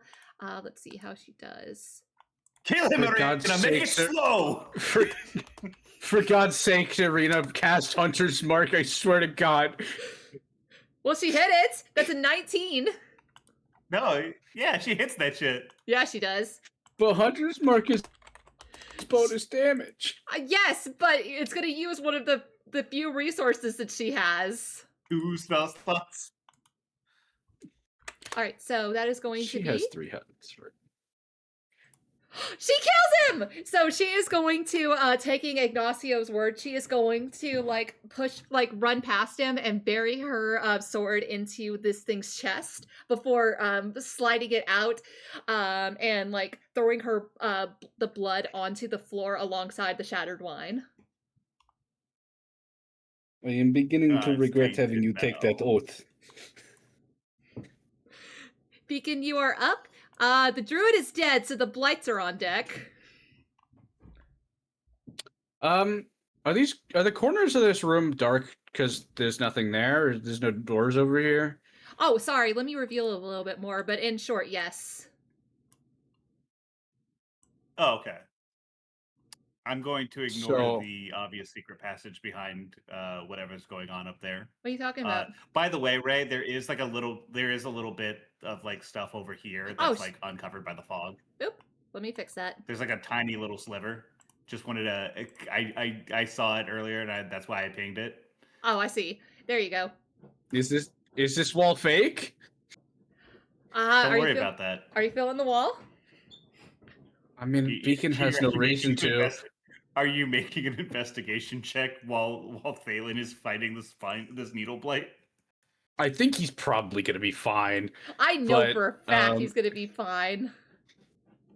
But maybe you should leave him alone. Run up alongside. I like your guy. You turn around and you look at Ignacio, just completely riddled with needles. I'm like, I don't know about that. I'm going to hit Ignacio with a buzzsaw. 10 points of lay on hands. Curse your sudden but inevitable betrayal. Yeah, I'll take that. I'll take that 10. Thank you. Puts me up to 23. And then I will. What was that? It was 20 feet I took, so I'll go just boop, boop. I might as well take the dash action because there's no reason not to. Uh-huh. I can get up to the space where Thalin is. Well, no, because you got you can go diagonal on that.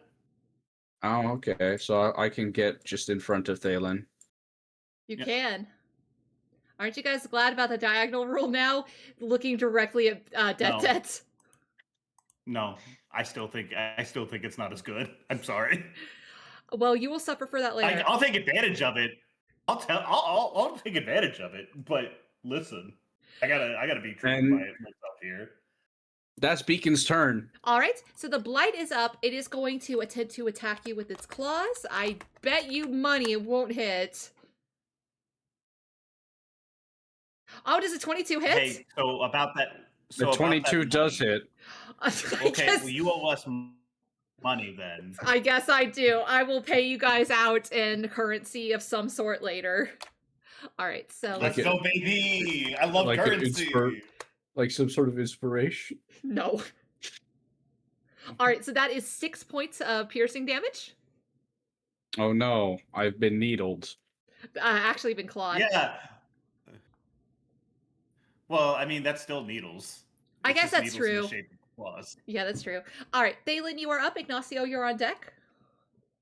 Thalin is going to like charge in between the legs of Beacon and is going to like try to like pounce on this guy. Give him a pounce. Let me roll attack. He is made of needles, Thalin. You do not need to. Okay. Never tell Thalin He's not still to do got, like, something. Like you see him like slip past your legs, and you see that he visibly has like a mouthful of needles. Yeah, that's true. That's gonna be 19 to hit. 19 hits. Okay, let me roll damage. And let me roll a strength saving throw. Yes, please. That's an 18. Yeah, pass. Yeah, goddamn. That's gonna be 12 damage. 12 damage, all right. And that's gonna be his turn. I guess I'll just kind of put him like right here. Okay, all right, so... Wait! Ignacio, you full pack tactics! Oh, well, okay, I guess I could roll for crit fishing. Always roll for crit No. fishing. Okay, no fish. I didn't fish the crit. All right, Ignacio, you are up. Irina is on deck. Okay, so that's going to be 5, 10, 15, 20, 25, 30. Not quite close. Actually, no, I am in range of the whip. Oh, no, I'm not in range of the whip. Also, you got crossbow that you've been talking about how cool it is. Oh, yeah, no, don't worry. Listen, I'm just aware that one of these is on fire and the other is not. If my crossbow was on fire, I'd be shooting that shit left, right, and center. But I don't want to take a d6 more damage to swap that over, because that's silly. All right, that's going especially to be when we're winning. Yeah, 15. 15 hits. Okay, let me roll damage. 9 piercing, 4 radiant. Tell me how you kill it. Just a straight bolt through the head. There's a flash of light as like the life sort of like it's like and it kind of like falls to the ground like a puppet with its strings cut. Nice. All right, so with that, you guys are finally out of combat. You are just left in this very, very cold cellar. There is a spiral staircase that is leading up over to the left. Irina's gonna run up. How are you looking, Ignacio? I mean, I'm still like 23. I'm covered in needles. Like I've got like a bunch of needles in my chest. 23 out of what? 23 out of 43. Okay, she's going to use let's say 7 of her lay on hands. I'm assuming. Okay, that's fine. I mean, I'm assuming is there anything? Oh no, I shouldn't assume that we're done yet. All right, I'm up to 30. Okay, and I'm going to like I'm gonna like turn and thank Irina, and I'm like, did I thank Beacon? I don't think I thanked Beacon. I'm gonna thank Irina, then I'm gonna like stop for a second, like I realized something, and I'm like, also thank you, Beacon. Thank you, my friend. And Irina's going to move up, and she is going to use another 7 lay on hands to restore Beacon. Thank you, Edie. No problem. And she's going to like help both of you guys pick the needles out of your chest. I was about to say this is. Ow.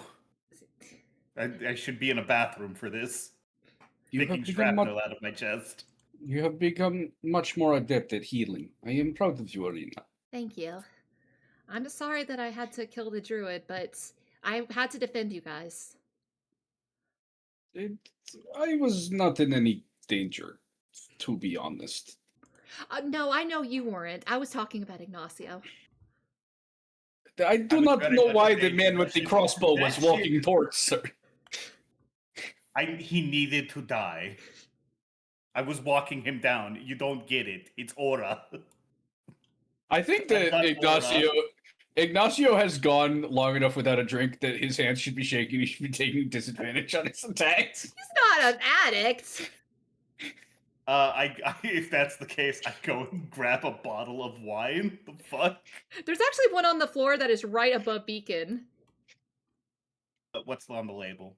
Let me look at that one. That one says Red Dragon Crush. It's fucking Mountain Dew. Ignacio kind of like looks back and forth and like, I mean, Do not drink the floor wine. I'm not going to drink the floor wine. That's got glass in it and blood, I'm pretty sure. Also, whatever the fuck is in those needle bites, it's not doing anything for the bouquet. I kind of like look over at Arena and I'm like, I mean, a hard day's work deserves a just reward. No, We have not finished. I'm not gonna rat on you. you guys hear like as like Ignacio like worms the cork out and just like, and then just like takes a sip. It's not like a big drink, but just like to get the taste in his mouth, and he's just like, that's pretty. What is the Red Dragon Crush? Is that like a good vintage? To be fair, it's probably the worst of the three, but it's not a bad vintage, and it's helped by the fact that it is so cold down here that it's chilled. Mm-hmm. Chilled he just red. takes a swill. It's just I needed that. I imagine it probably tastes pretty good going a few days sober. Mm-hmm. And then he like offers the bottle to Arena. She is going to take it and kind of like toast a bit, and then she will also take a little sip. And she kind of looks to Beacon and then Thalin, like she doesn't know if she should pass it. I think Ignacio is going to take the bottle from her and then is going to like dribble some wine down like Thalin's maw. And he's going to like kind of lap it up a little He's bit. a dog! We found out that wine is poisonous to dogs. He doesn't do that. He doesn't do that. Which is also what Thalin said last time. You know what? No. You know what? Wait a second. Thalin would want you to do this. Thalin would want me to do this. Thalin, I think, I maybe he takes like a couple poison damage. Yeah, eventually that's gonna get like sorted out in his kidneys, but that's for the direwolf kidneys later. Yeah, well, you see, eventually he'll turn into not a direwolf, so it won't be poison anymore. I guess? Is that how that works? I don't know, man. Druid anatomy is weird. Druids are fucking weird. And I imagine that while you're pouring this, Thalin's doing that thing that dogs do where he's just biting at the water. Yeah, exactly. He's like biting it, and he's like trying to lap it up from the air, and he's just like, it's not like super effective. But like, I mean, shit, man. And then Ignacio is going to cork the bottle and just kind of set it back down. I'm sure they won't notice that later. They ship Beacon this is off. checking the rest of the room. Okay. So Beacon, I want you to go ahead and roll me an investigation check. This'll go great. Yeah. I think Ignacio is going to help, but like he's in such like a good mood because he's finally got like a little bit of wine. The wine is back. He's so back. Yeah. So I want you to roll 9. that. 9, Ignacio? Give me 1 second here. Let me go ahead and roll that. That's a 15 on the dice plus 4, 19. 19. So Beacon, you don't see anything out of the ordinary. Ignacio, in the middle of the room, like right in between, you would feel that there is a secret passage in this area. Is it what is it, like a stone thing, or yes? Like, is it just that I noticed that there's like a hollow wall, or is it like, do I press like a rock and like it shifts in? So yeah, you are pushing against these walls and you feel the rock shift under your weight in such a way that implies that if you were to push it aside, then something could be opened. I kind of like give a whistle for the others, and I'm like, I kind of like nod towards the door and like the depressed rock that I've got in my hand. Or feel better, rock. Yeah. It's been a hard day, rock. And then I'm gonna push it open. Okay, so you push this open with a bit of strength, and you feel just freezing cold coming out of this. And you see that it just opens up into darkness. You think you see something like on the ground that looks brown, but what it is from this distance, you can't tell exactly. I look to the 2 other party members with dark vision. I don't have dark vision. Oh wait, I don't I think have a bullseye lantern. Thalin also doesn't have. Wait, he's a direwolf. He doesn't have dark vision. He just has advantage on smell and hearing, like perception checks. I use my fucking flashlight, dude. What do you want? So you would see that this dark tunnel stretches for 15 feet, ending in an archway beyond which lies a shallow cave. Are you heading inside, Beacon? Of course. Are all of you guys heading inside? Yeah, I mean, unless Arena wants to like hang out with the wine a little bit more. I stand in the door frame and look around first before like going fully inside. Okay. I also heard that dungeon court. The dungeon. Okay. So, go ahead and roll me go ahead and roll me a nature check. Finally, something I'm good at. Just Beacon? Anyone who's looking. Oh yeah. Okay. Oh yeah. Oh yeah. That good? It's a natural 2. Yeah, 2 That's crew. fucked up. I got so it's a 7 total. I got an 11. I think Thalin's got a +6 to nature because he's proficient and he's got a +3 to wisdom, I believe. Okay. I don't actually have access to his character sheet. I don't either. Oops. I'm going to assume that he has a +6 to nature. I do know that he is proficient in it. Mm-hmm. Oh wait, nature's an intelligence check though, so maybe it's only a +5. Well, surely he has proficiency because of druid. Yeah, I'm sure he does. I think that he has said I that. think he also has like, I think he's got like a malice to like intelligence, which makes sense. I'm so pissed off. What'd you get, Ignacio? I'm gonna roll it at a, what do we want to say, like a +3? Is that fine? Yeah, that's fine. All right. That is a 17. 17. Is that for you, Ignacio, or is that for Thalin? That's for Thalin. Ignacio rolled an 11. Thalin rolled a 17. Okay, so as you guys are making your way in, Thalin would immediately start pawing at the ground and barking at you guys. I actually have no idea what this means. The person who's playing the character is clueless. Yeah, he is going to. I'm going to take control of this rather than telling you what it means. He is going to grab you and attempt to pull you back. Wait, can't Beacon still speak to Thalin? That's true. Has it been 10 minutes since we talked to Draskoy? Probably. I think it's been 10 minutes. Probably more. No, because it's only been a couple rounds of combat. Okay. So that's fair. And then walking around the outer perimeter and then walking downstairs. Okay, so we were running down those hallways. That's true. Yeah, very explicitly running down these hallways. Okay, fair enough. So Beacon, you would hear that as Thalin is barking, he's saying brown mold, brown mold. And you don't even need to roll for that. You would know that brown mold is something that if you get too close, it can induce very, very bad cold damage. Those of you with lungs, please step back. This place is not good for breathing. Irena's gonna back up.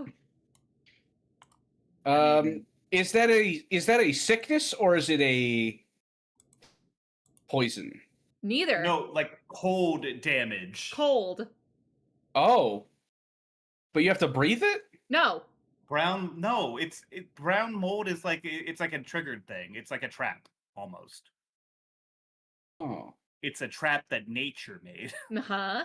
It's a nature trap. What triggers it, though? Just being too close to it. Can we see what's going on in the rest of the cave without stepping too far into it? So you can see that where Beacon's at. You can see that there isn't really anything else that's going on in the cave. You see that it's just a shallow cave, but you see that it very clearly has cultivated brown mold. And you can it's cultivated. Was it put there intentionally or? You can't say that for certain, but the fact that it is being used for a wine cellar, that does make sense. You have to, you kind of get the feeling that this mold is what is specifically keeping the area cold. Oh. Okay. But but there's like I don't know. Could you reveal some of the other like the area or whatever? Considering Beacon's up there looking around. First of all, Beacon, are you right there? I'm in the doorway. Like, are you here? Are you in the doorway or are you in the cave? No, like right here, like underneath like the dire, like where you see where the direwolf is. That's where I said I'd be. Okay. Yeah, that's. I need you to make me a Constitution saving throw. That's fine. That's a 21. 21. Okay, so that is going to be.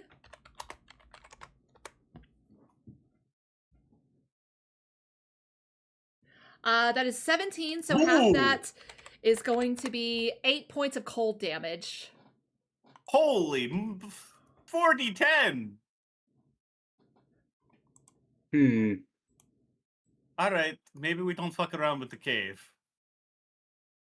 As I watch the frost form on Beacon's armor. Yeah. Can I, if I were to, let me just see if this might take a little bit of shenanigans. If I loaded myself up with a searing smite and thusly set my body slightly on fire, you think I could like last a couple of minutes in there? No, unfortunately, I don't think that's quite how that would work. I think this is just like a cave that they're using. Like they just keep the brown mold back here. Like I think they maybe either intentionally put it here or like found a cave with brown mold and used it for the wine cellar. I think this is like their shit. I don't think we should be fucking with this. I don't. Is there anything past the yeah? No, because we haven't found the stone yet. That is correct. You have not, but unfortunately, this cave ends with a wall, and you don't see it going any further. When I said shallow, it's shallow. Nothing over here either. Nothing over there. Well, shit. All right. Well, yeah. Well, I don't think there's anything valuable in here. I think we just like I don't think we fuck with this stuff. I don't think there is nothing of value here. What was in there? Mold. Okay. Cold mold. Mold cold. Mold cold. Got it. Brown mold. Brown mold. She's nodding like she knows what that means. It's a mold that makes cold. And I kind of like I point to the frost that is formed on Beacon's armor. Oh, that kind of mold. Got it. And as you guys are going to head up, that's where we're going to take a quick break so that everyone can get a drink and a snack and stretch around a little bit. Chat, thank you so much for coming in. We will be back in just a moment.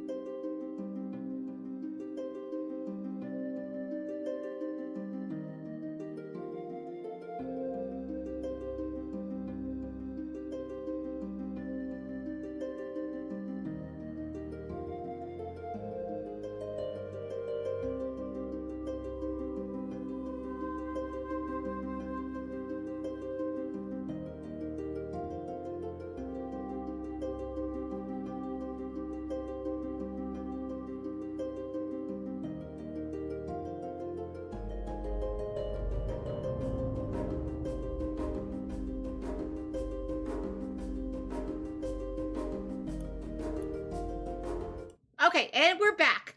All right, chat, or all right, team. You guys are currently down in the basement of the Mardikov's Wizard of Wines. What are you guys up to currently? Assessing threats. Uh, Scanning the room. The threat is the brown mold. I can't believe it. I can't believe they got the mold got him.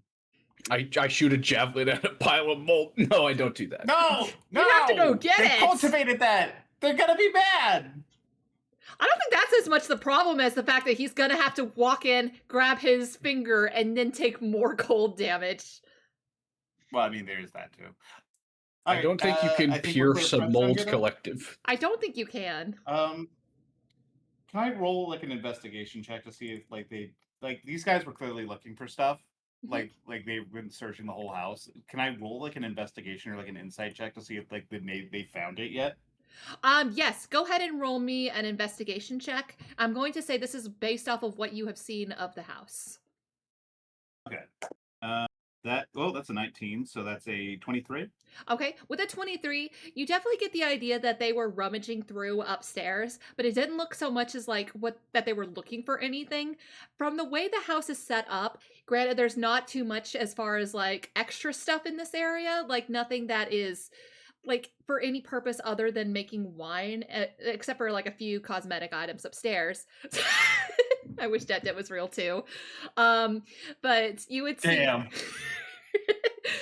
You would have seen that there is not enough to really indicate that they were looking for anything.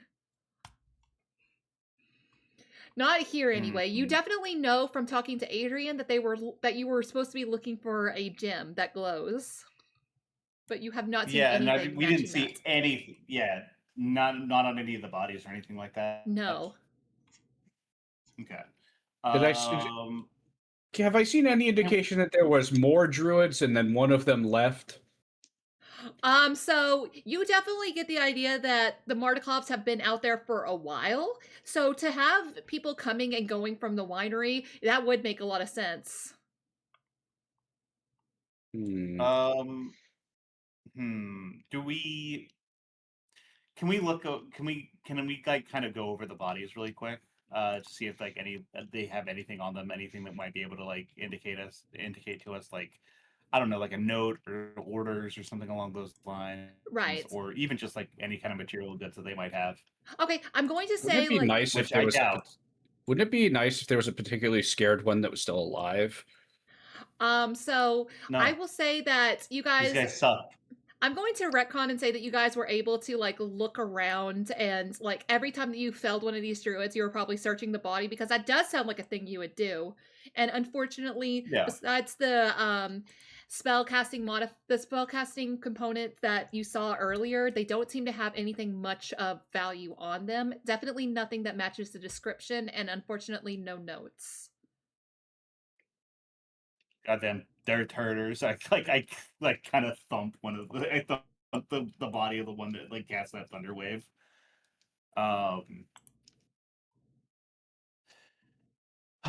Shit. We should probably get some of these bodies out of here. Unless we could, I guess, make the Mardikovs do it, but I mean, if we're down here, and like he's gonna kind of like Ignacio's gonna grab the body of the one of the druids and start dragging him out. Mm-hmm. And just kind of like prop him up like outside a little bit. Yeah. And he's gonna do the same for a couple of the others. Yeah, Irina will do the one on the ground floor. There are two that are upstairs. Well, no, there's one that's upstairs because you pushed one of them down the winch. Yep. I think Thalin's gonna get that one. And okay. Then Beacon, if you would get the one on the top level. Yeah. The one that fell down the winch, like that's an open air, like basically open air garage that place is. So the Mardikovs definitely saw him fall. Yeah, for sure. They definitely saw it, but they haven't come yet. All right, so yeah, I think we'll go ahead and do that. So you guys are able to out and, like, pile them on the back door. Yeah, you guys are able to pull all of the bodies out of the house. You can take this moment to look them over, but again, nothing really looks of any importance in what they have. Beacon sort of like looks at the piles of twig blights. And he just goes, "They will not be needing firewood for quite some time." No, they like Ignacio, like it's like a chuckle out of Ignacio. It's just like, no, I think they will be quite well stocked for kindling for some time. Did they smell weird? Like if you burn a blight? The twigs are Do I mostly actually made know? of twig. Have I messed around with vine blights before, or like twig blights before, or something like that? Is that something that would have come up in my like because I've been roaming around the countryside like fighting monsters and stuff Yeah, like that. I don't know what kind of sexual escapades you've had with these that you're fooling around with them, but you can give me a nature check if you want to. I'll tell you what, at least like 6 of them we did actually set on fire. We can just know this. Oh yeah, that's true. Okay. We know what they smell like when they're burning. No, they just smell like wood. They fair. smell like wood. No, it's just wood. Ah, okay. She's content with that answer. What is over here? Over there? Okay, let me go ahead and reveal the area. You guys have made it. There was whole rooms that we did not look in. Yeah, so you guys are back on the ground floor. So Beacon, you go into the room that had some of the hidden blights in it. You would see that it has 3 5-foot diameter wooden tubes. They're inside stained with grape juice. Each tub has a short ladder bolted to the side and a catch basin tucked underneath. At the back of the veranda is a large set of wooden sliding doors, as well as a normal size door. Nothing that looks out of the ordinary. Ignacio, you would find rows of new barrels lining this room, as well as a spiral staircase that goes down. Okay. And I'll also look over here. It's just more barrel making supplies. you would see that this is a work table that is specifically to make the barrels. Okay. That staircase goes down? I believe so. Hold on, let me look. We didn't see it. No, I think it goes up. No, it goes up. Yeah, no, that goes up. That goes up. Okay, yeah, because I remember seeing the staircase at the end of that hallway. Mm-hmm. Okay. I thought we found a secret ladder. Nah. Secret stairs. No secret stairs. Anything Just in these back rooms over here? The back rooms.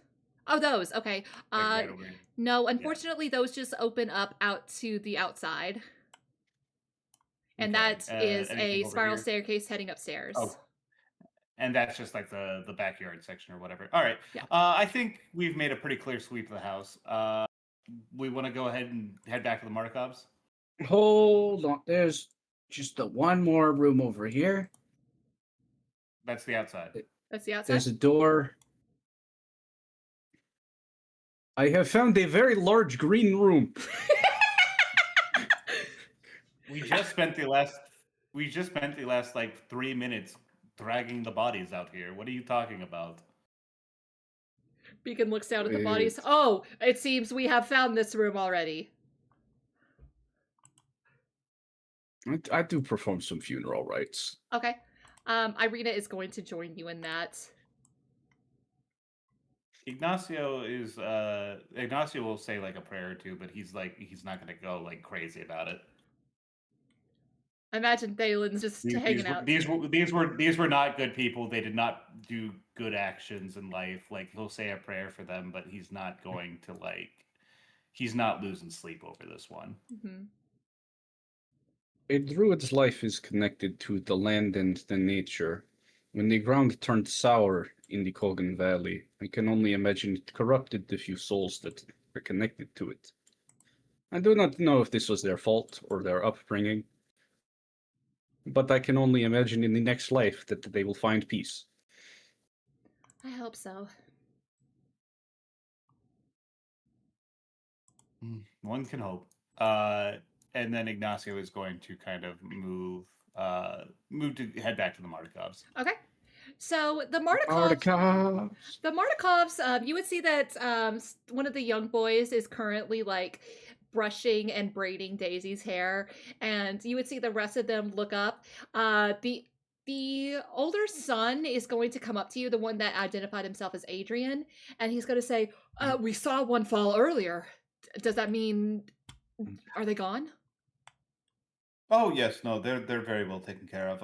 I think Thalin is also going to transform back, as we like walk over, or maybe he's just hanging out in wolf form in case like something goes bad. Maybe that's like an excuse for why he's not participating in the wolf session. He's just keeping an eye out. He's getting his wolf aggression out. All right. Actually, you know what? He's got advantage on smell and hearing-based perception checks. Could we roll to see if like there's like scent trails and like what direction they've gone off in? Yes, absolutely. And like have him hunting for that while we're taking care of like we're talking to the Markovs? Yes, absolutely. Do these people smell like birds? Okay. Well, let me go ahead and roll for that really quick. Well, actually, yeah, fair. Give me a perception check. With advantage? Yes. Because it's smell? Yes, it's smell. Okay, that's a 3 and a 17. Perception is wisdom, and I'm pretty sure he's proficient in that, so that'd probably be about a 6. Okay, so... If he's got a +3 in it. How much is it total? 23. 23. These people don't necessarily smell like birds. They smell like people that have been in the woods for a while and maybe have not had the chance to properly shower. No, fair enough. Then Like I'm gonna roll for him looking for scent tracks and stuff like that. Like for the druids coming away. That is going to be a dirty 20. Okay, so with that advantage. We'll get back to that in just a minute. But while Adrian is talking to you, he will say, "Now, were you able to find the gem?" No, we found no such thing. We investigated rather thoroughly. We obviously did not go through your personal effects, but we did find that the chamber with the brown mold under in the cellar, nothing there, nothing on any of the bodies. Either they had found it already, and these were the ones who were left rummaging through your place, or I don't know. Maybe it was hidden. As you guys are saying that, Ignacio, when you say the brown mold, Davian is going to come up and say, "You better not have messed with anything down there." Oh, no. I mean, my friend caught a little hoarfrost from it. The guy kind of like motioned a beacon, who I'm assuming it's melted by now. But no, we did not mess with it. We figured it is your wine cellar. You must have built it there, cultivated the mold or something along those lines. We assumed that that it was there on purpose. That's Several of your wine bottles were shattered in the battle. Yes, one of the bastards had one of the bastards down there cast Thunder Wave. Oh, shame it is. And between the red wine and the blood, I suggest you get a large load of vinegar solution and avoid hot water. It will cause the stains to set. And he's gonna nod and say, "Alvir, you're on that." And while you guys are talking, you would hear the little boy that is currently braiding Daisy's hair lean to his older brother and say, "They said a bad word." Wait, what? We did? You said hoarfrost. I'm going to look down at the little boy. I'm going to be like HOARFROST. Yeah, my young friend. It means something completely different. The older boy looks embarrassed. So Davian is going to shuffle towards you guys and say, "Well, I was planning to reveal this when this happened, and less so when you just arrived like my fool son." And he shakes his cane at it, and he says, "Those gems are very important to the Wizard of Wines. The ground here in Barovia is too rocky, too soiled. If we don't have those gems, then they aren't good enough to purify the soil and help our grapes to grow. And if we don't have them, then the wine supply will run dry." I think Ignacio hears this, and then he puts his arms on either side of Davian's shoulders, and he's going to look him dead in the eye, be very serious. Whatever we have to do, whatever assistance we might offer you. Do you not think you should use this blessing for a sustenance crop to stop people from starving? I turn to look at Beacon like he's crazy. Are you stupid? What? The fact that we provide free wine to all of Barovia ain't enough for you? When has the last time that any of you have eaten a proper vegetable? Well, it was before those damn druids came in. We were in the middle of a lovely dinner. We just saw that they had corn. We saw that they had corn. That's not That really... is a grain. Yeah, that's not a vegetable. I'm going... my name is Ignacio Montserrat. I'd like to apologize for my companions. So while you're doing He's this... being difficult right now. He's sulking. Thalin would absolutely catch the scent of these druids heading south.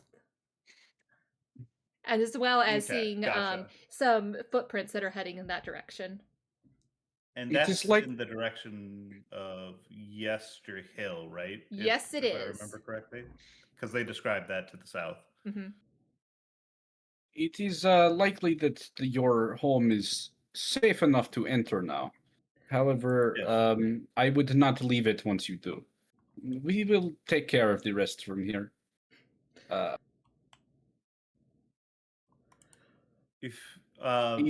gonna kind of like nod to the back of the house. If the children would like to see to their stuff, their things, and put their rooms to order, we've already taken the bodies up back. Whatever you plan to do with them, they are ready. They've been removed from the house. I straight up thought you were gonna say if the kids want to see a body. No, what? No, I specifically was like, I don't know if they want their kids to be seeing dead bodies, and I'm like, I mean, it's Barovia. They probably have already seen dead bodies, but. Can I would like to use a channel divinity to restore a second level spell slot. Yes, absolutely. Oh shit. After that, do you think we could take something akin to a sit down that is short in length, some sort of short rest? Adrian is going to clap his hand on your shoulder and say, "Friend, after all you've done, providing you with a rest that is short is all we could do. It's the least we could do." It's all that you could do. That's the limit. That's it. You gotta leave after 2 hours. You've got 2 hours, and you gotta get the fuck out of my house. Yep. Yeah, I think we go ahead and take a short rest. While we're taking a short rest, though, do you mind if is it all right if I kind of like I think Ignacio has his suspicions, obviously, based on like the jokes that I've been cracking about this whole thing. But between the ravens, like Draskoi, like being so comfortable in like the house, like the raven carvings, like I saw the shrine. I didn't recognize the religion or anything like that, but like I recognized like the raven motifs and like the shrine and stuff like that. I'm gonna be pretty sure that this is, and considering this dude is like clearly the head of this clan, like I'm pretty sure this is the guy that we're looking for. I'm going to like ask if we could speak in ask Davian if we could speak in private for a moment. I suppose that's the least I could do, and he's gonna follow you inside. Well, thank you. I appreciate your time. And then, I don't know, we head back inside and find like a room or something like that.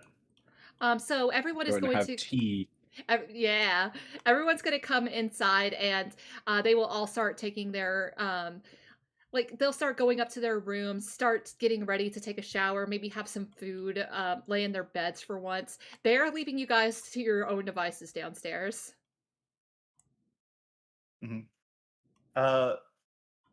As we kind of like head into like the barrel room, I'm going to kind of close the door behind me, and I'm going to say, Mr. Martikov, I could not help but notice as we were traveling through your abode, searching for the intruders. You wouldn't happen to... The phrase "keepers of the feather," does this mean anything to you? Or the Patriarch of Ravens? He is going to scratch his chin and say, "Can't rightly say that it does, young one." Insight check. Yeah, go for it. It's because, like, I mean, I already clocked this guy real hard for lying to me before. Mm-hmm. I guess I'll also take an insight. Yeah, that's a 12 plus 6, so that's a 18. 18? This is dirty 20. Dirty 20, you both. Oh shit! You both clock again. This man's lying. He definitely Mr. knows Martikov, more I about what must- he is letting on. Mr. Martikov, I don't want to put too precious a point onto it. When we were traveling, when we first arrived in these lands, we encountered a fortune teller, Madame Eva,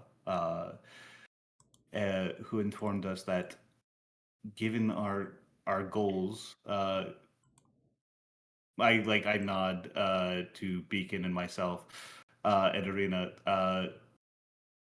as we are very directly opposed to the current ruler of these lands. We were informed that there were certain individuals who might assist us on our journey. She specified the Prince of Elves, a man with a monkey, and the Patriarch of Ravens. We learned from Drazkoi, Raven, who my friend here, and I'm not the Beacon, has befriended, that there is a organization called the Keepers of the Feather. Now, Drazkoi did not elaborate on this, but given the motifs around both what I assume is your room and the shrines in the hallway, as well as the fact that I can tell that you are lying to me right now, that you know more than what you are letting on. I want you to know that we are both friends and allies, and that we will do our utmost to assist you. But if there is something that you could do to aid us in return, we would be very grateful. He is going to just like run his hand over his head, and he says, "Now, are you even sure of what the Keepers of the Feather, who they are, and what that would entail?" Not as such. Drazkoi was. I kind of like. I nod to Beacon. You were the one who spoke to Drazkoi. He is a remarkable fellow. He is. He was insistent that he protect the identity of this patriarch. Even when we insisted that we are friends, he is a good boy.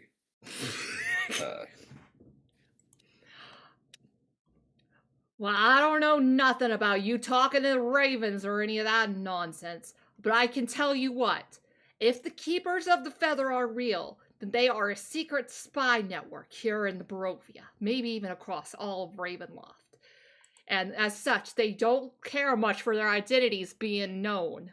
And he's gonna, like, just look you dead in the eye, and he says, I don't know what fool nonsense you got going on that you're coming here asking for help from an old man.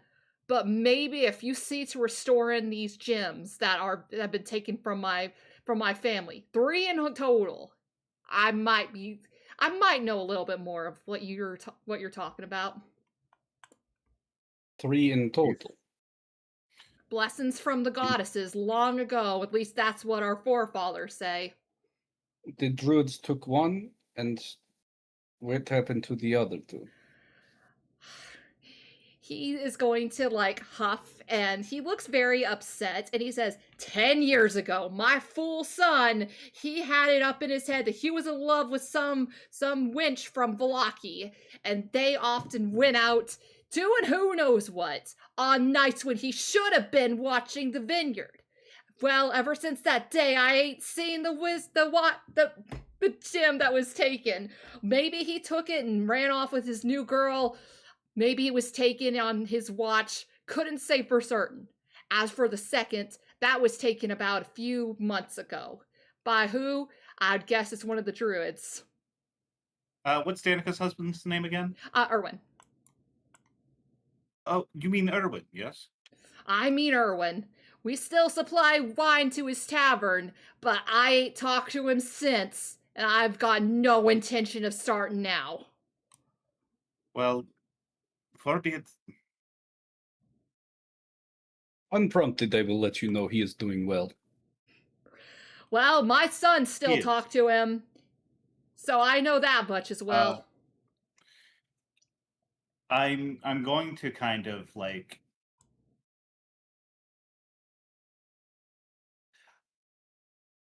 I'm gonna go ahead and say, like, yes, we will do our utmost to return the gems, both the ones that the druids took. You said that one went missing with your son. What was the other? One went missing a couple months ago. I'd have to guess it was something digging around in the fields. So they were buried in the fields. It's the only way we can make the soil good enough to make our wine out here. Fair enough. Well, we'll do our utmost to see them restored, and in turn, maybe you might help jog your memory of certain individuals or organizations in time for our return. And I guess, like, I don't know, unless anyone else has anything they want to add. Deacon, you got anything? So the druids have one crystal. The Danica and her husband have the other. Maybe. Where's the third one? That's the assumption. Got dug up a couple months ago. We don't know. But he said probably the druids have it. Well, something I don't dug think it he up. said that. No, he said the druids. Something dug it up. Something dug it up, but what? Who knows? I think he may have said it could have been the druids. Dug it up. Where was it buried? Out in the wine field. Out in the grape field, rather. It's all wine when it comes out of the ground.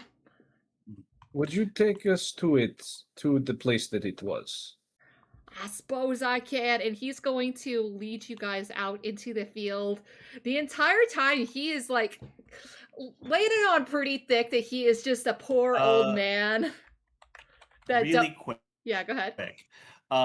Before, as we start to like leave the room, I'm going to like motion for the others to move on for a second, and I'm going to close the door behind them, and I'm going to turn to God, what was his name?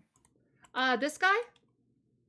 Yes. Davian. Mardukov. Davian. Davian.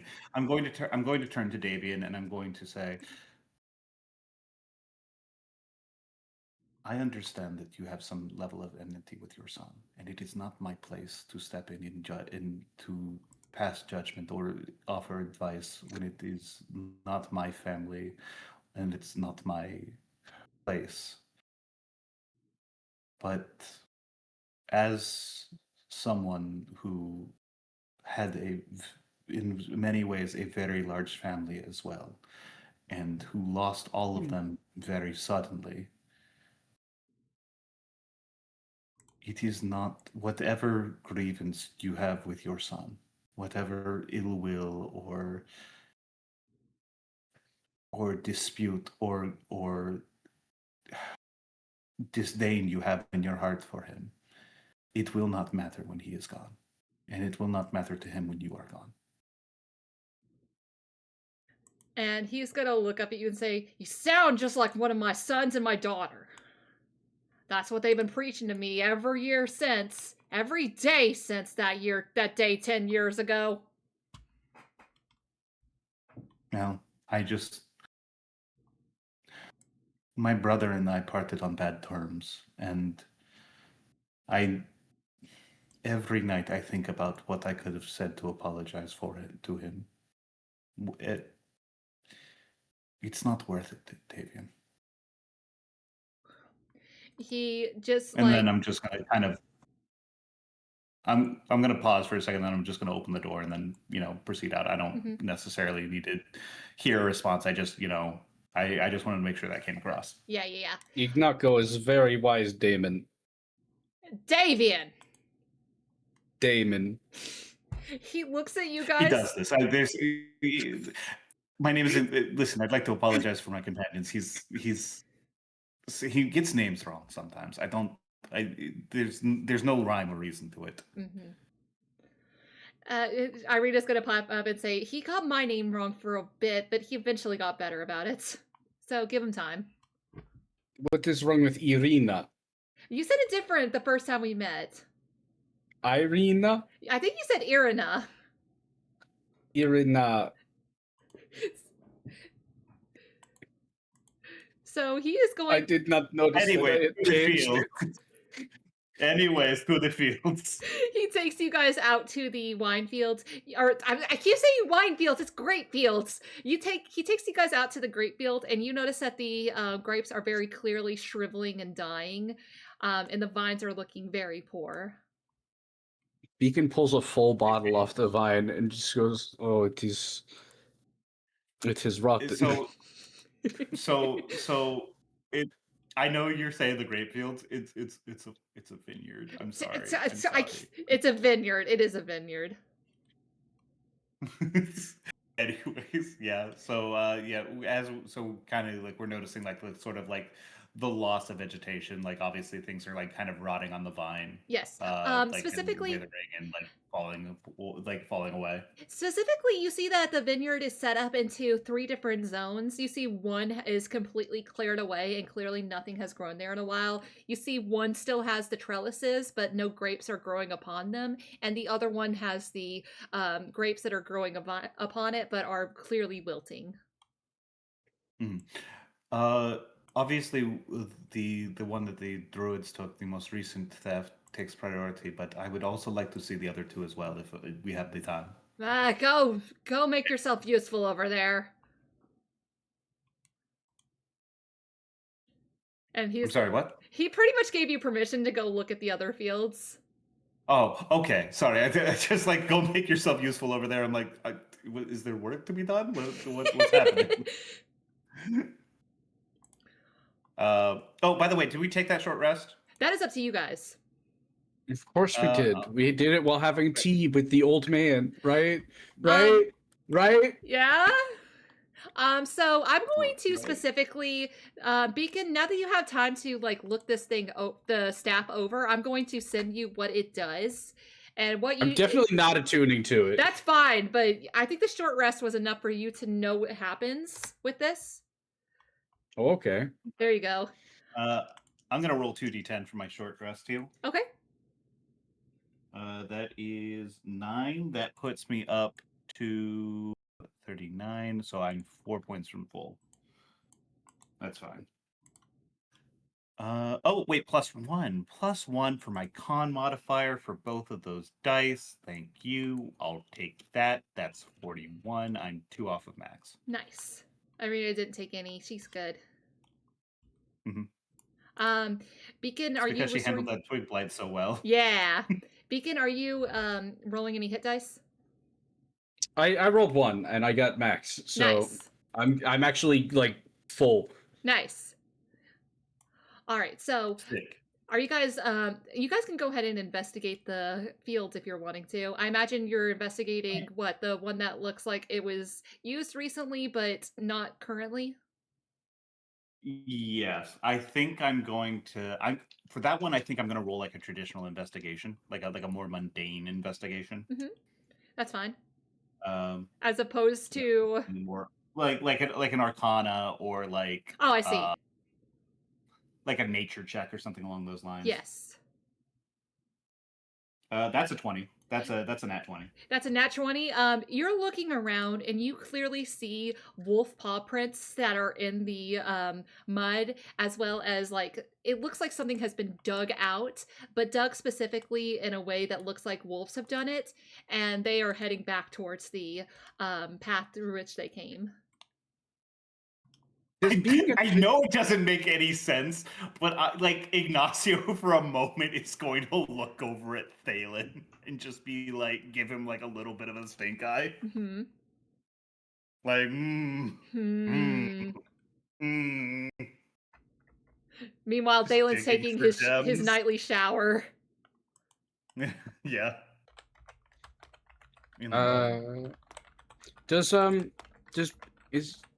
Is the last ability on this list the only thing that requires attunement? Because No, it's the all only one that says attuned. no, it said well. What does it do? No, this one is specifically like you have to attune for all of it. Oh, I see. It's not good. Like it sucks. Okay, what does it do though? Okay. You told me it sucks, but you didn't tell me what it does. Do you want me to read it off, Liger? You got it. Okay. If the staff is broken or burnt to ashes, its wood releases a terrible, inhuman scream that can be heard out to a range of 300 feet. All blights that can hear the scream immediately wither and die. So that's useful for later. Yeah. The staff has 10 charges. Each day that someone is attuned to the staff, they must make a DC 14 Constitution saving throw or take 2d6 necrotic damage, or half as much damage on a success. User's hit point maximum is also reduced by an amount equal to the necrotic damage taken. The reduction lasts until the Gathaia's staff is destroyed and the former user finishes a long rest.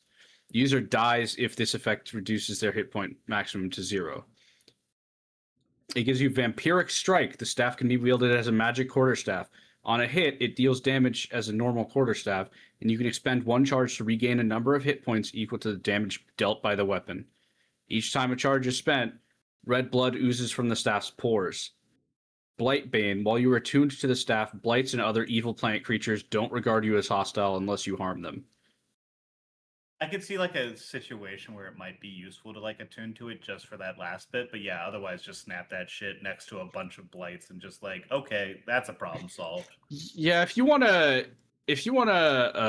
attune to it for like a day just to get past a bunch of blights and then burn it on the other side, that's fine. But yeah, I think that's perfectly fine. Or like get to the middle of them and then snap it. Yeah, because like you have a maximum of like whatever your health point is. You have like it's a countdown. Once you attune to this, you are going to die if you don't do something about it.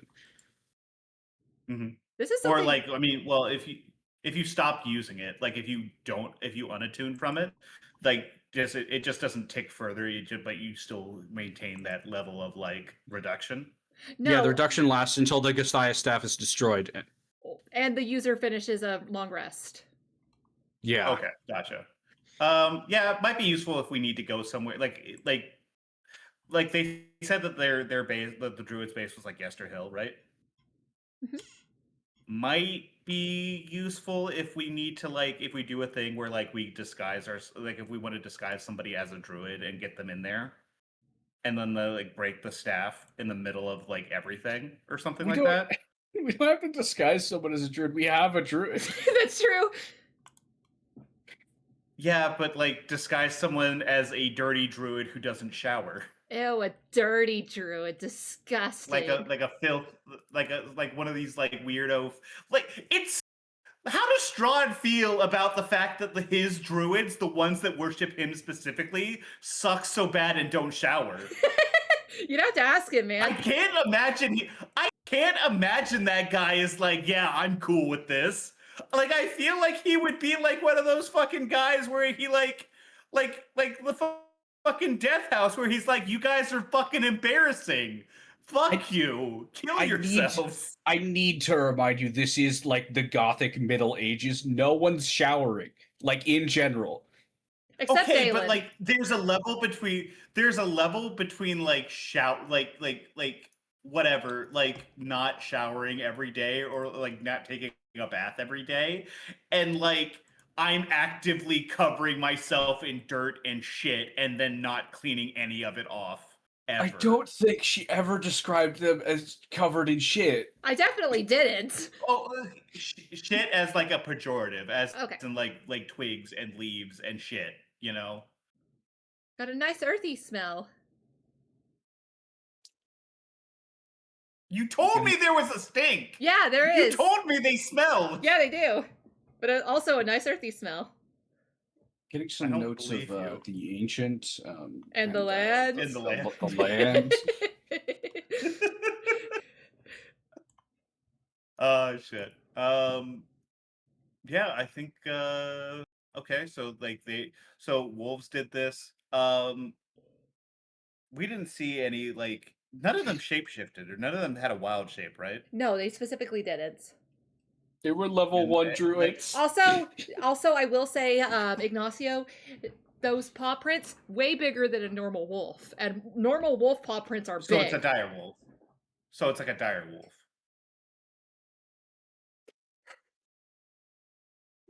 Ray, you can't say wolf paw prints but bigger and not expect me to hit dire wolf. I didn't say Wolf, dire wolf anything. is. I didn't say anything. Exactly. You were just sitting there. You were just like, I can't say well, whether whatever. I can't say whether you or not that is a dire wolf.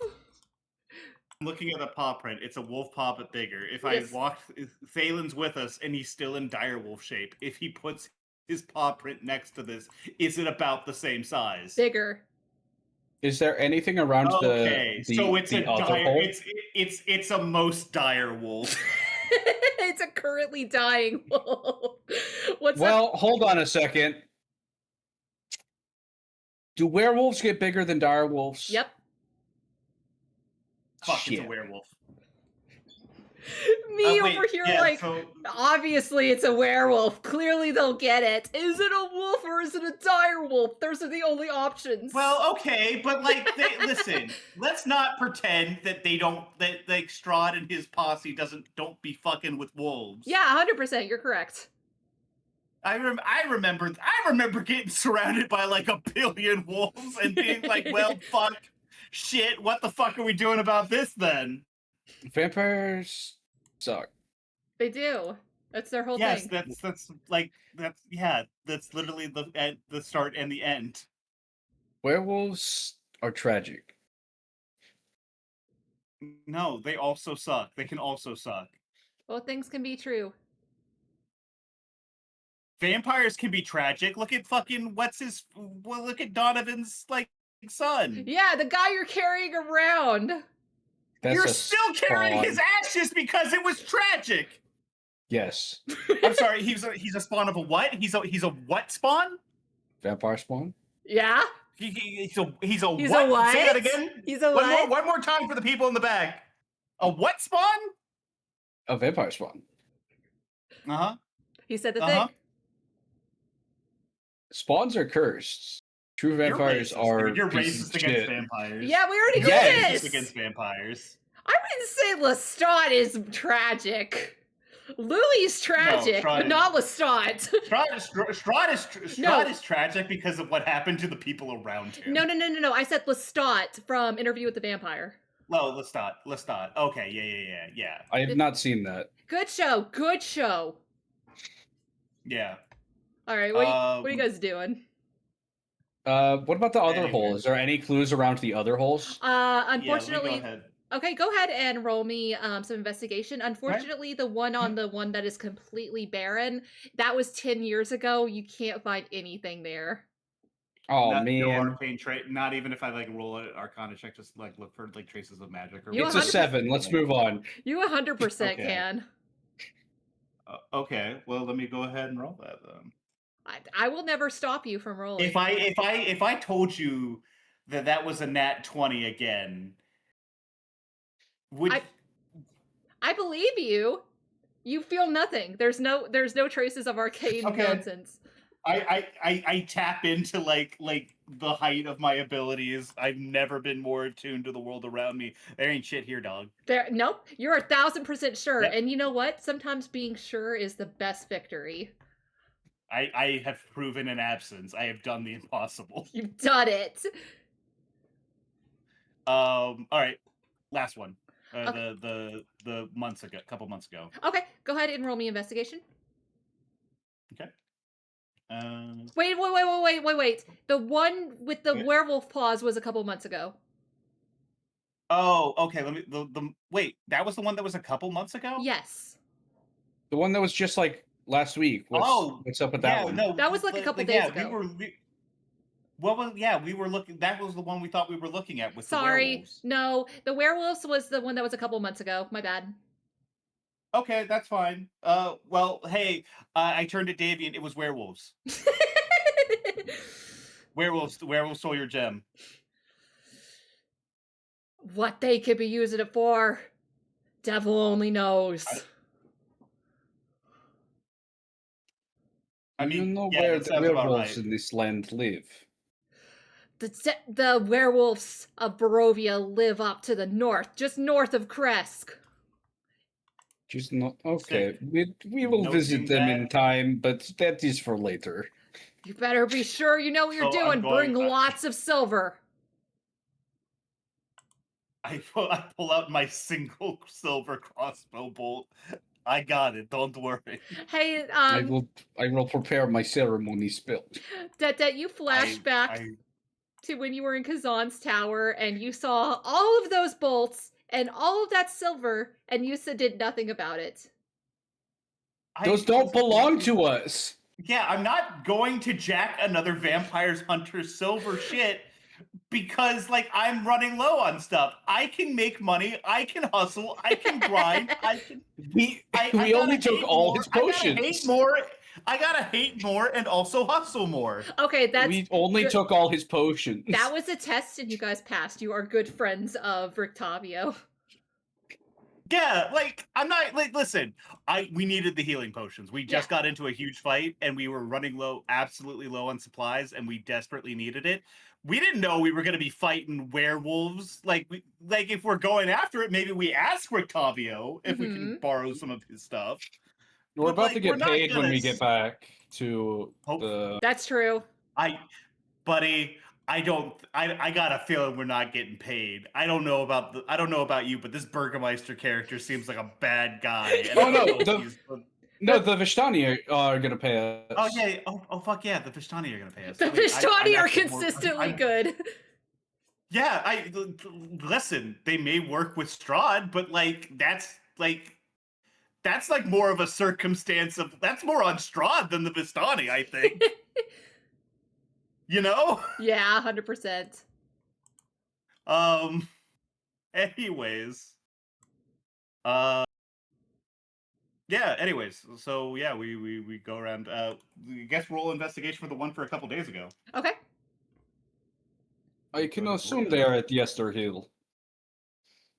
I mean, yes, probably, quite obviously. That is a 19? 19. With a 19 investigation, you see that there are several tracks of human footprints that are heading inside, clearly barefoot, as well as seeing places where clearly fingernails have dug into this ground and clearly have found something, and then they are retreating back south. Are those footprints like human or dire human? Liger, are they aware human? Liger, would you like to be a dire human? Because I can make you a dire human. That'd be fun. You can make him twice as large and like way more powerful. Yeah, that sounds more like I can put him in a dire situation. Well, that doesn't sound quite as sick as hell. Sounds pretty cool, actually. Can I I'm just going to attack? I'm gonna turn to like Davian, and I'm going to be like, fucking druids, man. They can't fucking get a shovel. I'm so sorry. Oh, it's worked metal. Fucking unbelievable. Look at these fucking idiots. As if something that's metal, it doesn't come from the earth itself. It's fucking ridiculous, right? Right? Try having them for neighbors.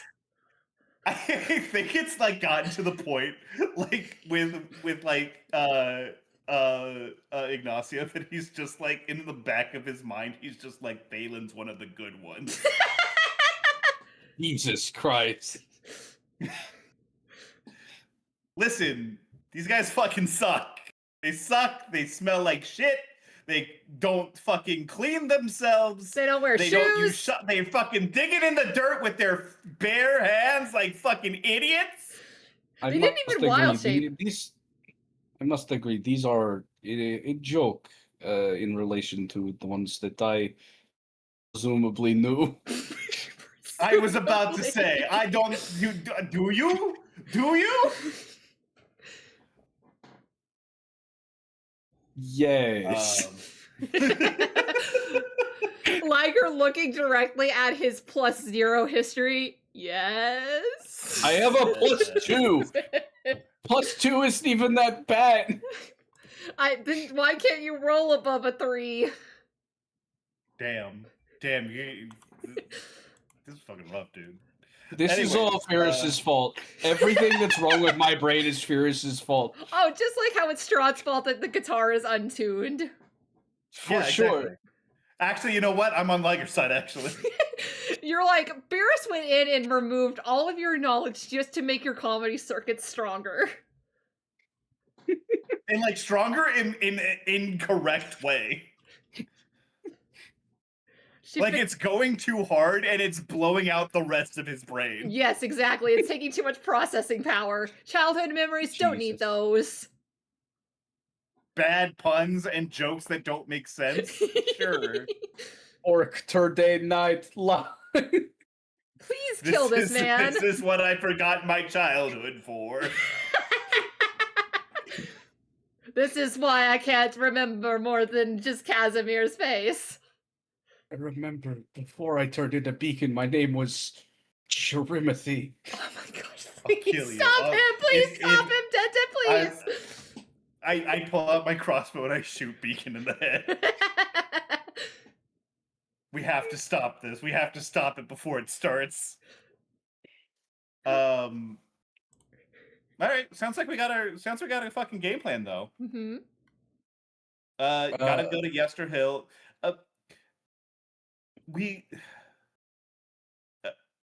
We'll go. I think the lead to Yester Hill is the most pressing of the and most easily tracked of the leads, but the werewolves I think we can also cover. I think if we return one, will you be able to stabilize yourselves? More than enough. Those grapes that are out there, they may look bad, but we've got the beginning of a great harvest if we could just get the gem in the ground soon enough. A grape harvest. Why are you repeating that? What is the significance? To Yester Hill. Yep. Clock that one a mile away. So to Yester Hill, and then I guess whenever we end up going to Kresk, we could just like look for the werewolves, because I think we do have to stop by Kresk at some point because we wanted to. There was like stuff that was over there. There was like there was the cathedral that we wanted to look into because like that was like where maybe we would have seen one of the items. I'm trying to remember. It's been a bit. Yeah. Also, there's a cathedral, so I can deduce that guy that was the abbot. Yep. The abbot. Uh-huh. Is probably there. That seems like a place that an abbot would be. You need to go there and ask about Tatiana. Sorry, the abbot is he's chilling with that big ass elk above the lake for some reason. I still think about that big ass fucking elk, and it's just like, what the fuck is that? And then, and then proceeded to ask no questions. Well, I mean, shit, man, it's a big elk. Wow. I still do not know what you are talking about. I did not see such a thing. You were underwater. No, he wasn't.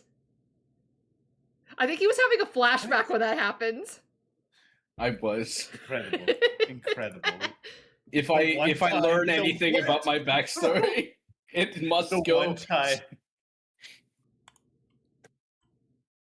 I can't believe you were so busy watching one cutscene you missed the other cutscene. I can't believe that while I was in the cutscene, the rest of the raid party continued on with the mission. The mission that was sitting around a fire and talking to a little girl. Mm-hmm. All right. It was a very important mission. Are you guys heading towards Yester Hill? Is the Yester Hill thing? How much of a threat level are we assuming that's gonna be? Great question. Given what you've learned, you know what? It's kind of hard to say, unfortunately. I mean, she's sitting here. It's just like, I mean, listen, Yester Hill is like whatever, but like these guys also like killed Rahadin at level 4, so I don't fucking know. Yeah, that's exactly it. What is even a challenge for you guys anymore? Time for We me to... do have that staff that like, yeah, sorry, all Blight's dead. Yeah. We've been going 3.5 hours. Do we want to wait for Chuck to get back before we go to Yesterhill? We can absolutely do that. What are you thinking, Detdet? I think. Well, I think like maybe we could do like the travel, and then like we get there, and it's like, hey, we're at Yester Hill. Okay. I will say I get on my horse. Okay, you are now on your horse. Everyone else gets to walk alongside you like the chumps that they are. If I get to the top of that hill and all of them are inside of a building that's too small for a horse, I'm gonna be so upset. So you guys start making your way through the woods, and you would eventually see that the woods are going to clear to a hill covered with dead grass and cairns of black rocks. Dark, ominous clouds gather high above, and you see a single lightning bolt strike the hilltop. And a little bit over that you guys see over to the west, you see a very large wall of fog. And in that fog, you could swear you see some shapes, but it is too dark where you currently are to see what's going on beyond. Well, that seems ominous. Can we walk through the fog? Like if we like kind of poke our heads in the fog. So is this like significantly different than the regular mist of the Gogan Valley? The thing is that the mist is ever present, but this seems like a large congealed force of it. Ignacio, you have seen this 100%. You saw this when you first came into Barovia, when the Vistani said, don't look, and you and Thalin explicitly looked, and you saw large, inhuman shapes in the mist beyond. So is this above the table? Is this the DM saying, hey, not now, later? Well... It's a Dark Souls fog wall! I mean, yeah, kind of. I think that is genuinely how some things in Barovia work. Genuinely, but also I want you guys to look at the map. And you guys are here. The wall of fog is right over here. Oh, okay. Well, that's fine then. Okay, so... Are you guys, like, actually gonna go look at it? I mean, oh, the fog wall? Yeah. I mean, no, I'm going for Yester Hill. Like, okay. I mean, we already know about the borders of Barovia. Yeah, that's exactly what I was trying to imply, that this is the border of Barovia. Okay, I go into the room. For some reason... You just got mad at me for implying that could exist. Well, no. I was just like... I was like... The way you described it almost made it sound like it was like over Yester Hill. And it's like the Dark Souls fog wall said no. No, sorry, that's not it. Yeah, I kind of thought that you were like describing this as being like between us and Yester Hill. No, I'm sorry. So Yester Hill is south. This is to the west. Okay, gotcha. Well, we're going to Yester Hill. All right. So as you guys are walking, Ignacio, you are going to hear a whisper and says, "Long have I waited for one who is worthy. My spear hungers for blood. Retrieve it and rule the mountains in my stead, just like the mighty warriors from the early days of the Whispering Wall." I feel like this is intended for Thalin. I feel like this is a message that was much more intended for Thalin. I'm gonna be so for real. This was gonna be something you both heard. Oh shit. Well, then maybe we should call it here and then like wait for. Okay, that's fair. Wait for Jack to get back. I see how it is. I knew for a fact. Listen, you're not. What? Oh, you would be tempted by the spear, the rule the mountains or whatever. To make it hunger for blood. Yeah, you hear the blood spear and you're like, yeah, cool. Thing that I like. It didn't say that it was looking for people that could be tempted. It said it was looking for people that are worthy, and I take offense that I'm not worthy. Yeah, they think you're too much. It's because you have morals. They Yeah, think exactly. you're too much of a pussy. Yeah, they think you're a giant bitch coward pussy. Like that's Not that you're not worthy. It's not that you don't kick ass. It's like that you do. You very verifiably do. It's just that you don't got the right mindset for it. I'm a hero. It's just that you're a quivering little pussy. Jesus Christ. It's just that you're bitch made, dude. That's all. You don't know who made him. All right, we are now in the after show late night bite where we discuss the session and what happened. A lot of combat. What are you guys thinking? Twig blights. 30 twig blights. That will stop them surely. Just throw some blights at them. Just throw sticks. Just throw fucking blights at them. Really glad we didn't break that thing right away because I was like kind of tempted because clearly it was like bad mojo. But like I'm glad that we didn't because this is like super useful. Especially like I don't know. I think maybe like if we're on our way to like on the way to Yesterhill, I think either Thalin or I should probably attune to the staff. And then, like, we tried to, like, get in, like, to disguise ourselves as a druid. Probably Thalin, because, like, if something goes wrong and, like, he gets found out, he can always wild shape, and he has, like, those extra health bars. And then, like, we kind of spring the trap, like, once we're in the middle of the hill. It's a Yester hill, so I'm assuming that it's, like, one of those things where it's, like, a central location and everything's around it. You're gonna feel real silly when you find out that there's a mansion over here. I swear to God. God fucking damn it. I want a different feat. No. That was a joke, Liger. Also, no, wow, you don't. I can't believe Yester Hill was actually the name of a large estate that has specifically horse horse spikes, anti-horse spikes. Okay, but like anti-horse architecture. Okay, but tell me that this doesn't sound like Strahd. Oh, this place used to have like a rich history of like druids and shit. What if I paved over their nature with a large building? What if I put a parking lot over Yesterhill? I'm just imagining you talking about like anti-horse spikes, and I'm just imagining like someone's pursuing someone else on a horse, and then they like deploy the spike traps. Yeah, exactly. That's just Caltrops. That's just Caltrops. Yeah, but it specifically comes out of the ground. Also, I think I've figured out a way to get Daisy into a building. It requires a second level spell slot. I as an Oath of the Ancient, I get Misty Step. Can you Misty Step a horse? Yeah, you could because it goes through. The target for Misty Step it's a self-target spell and it only affects you.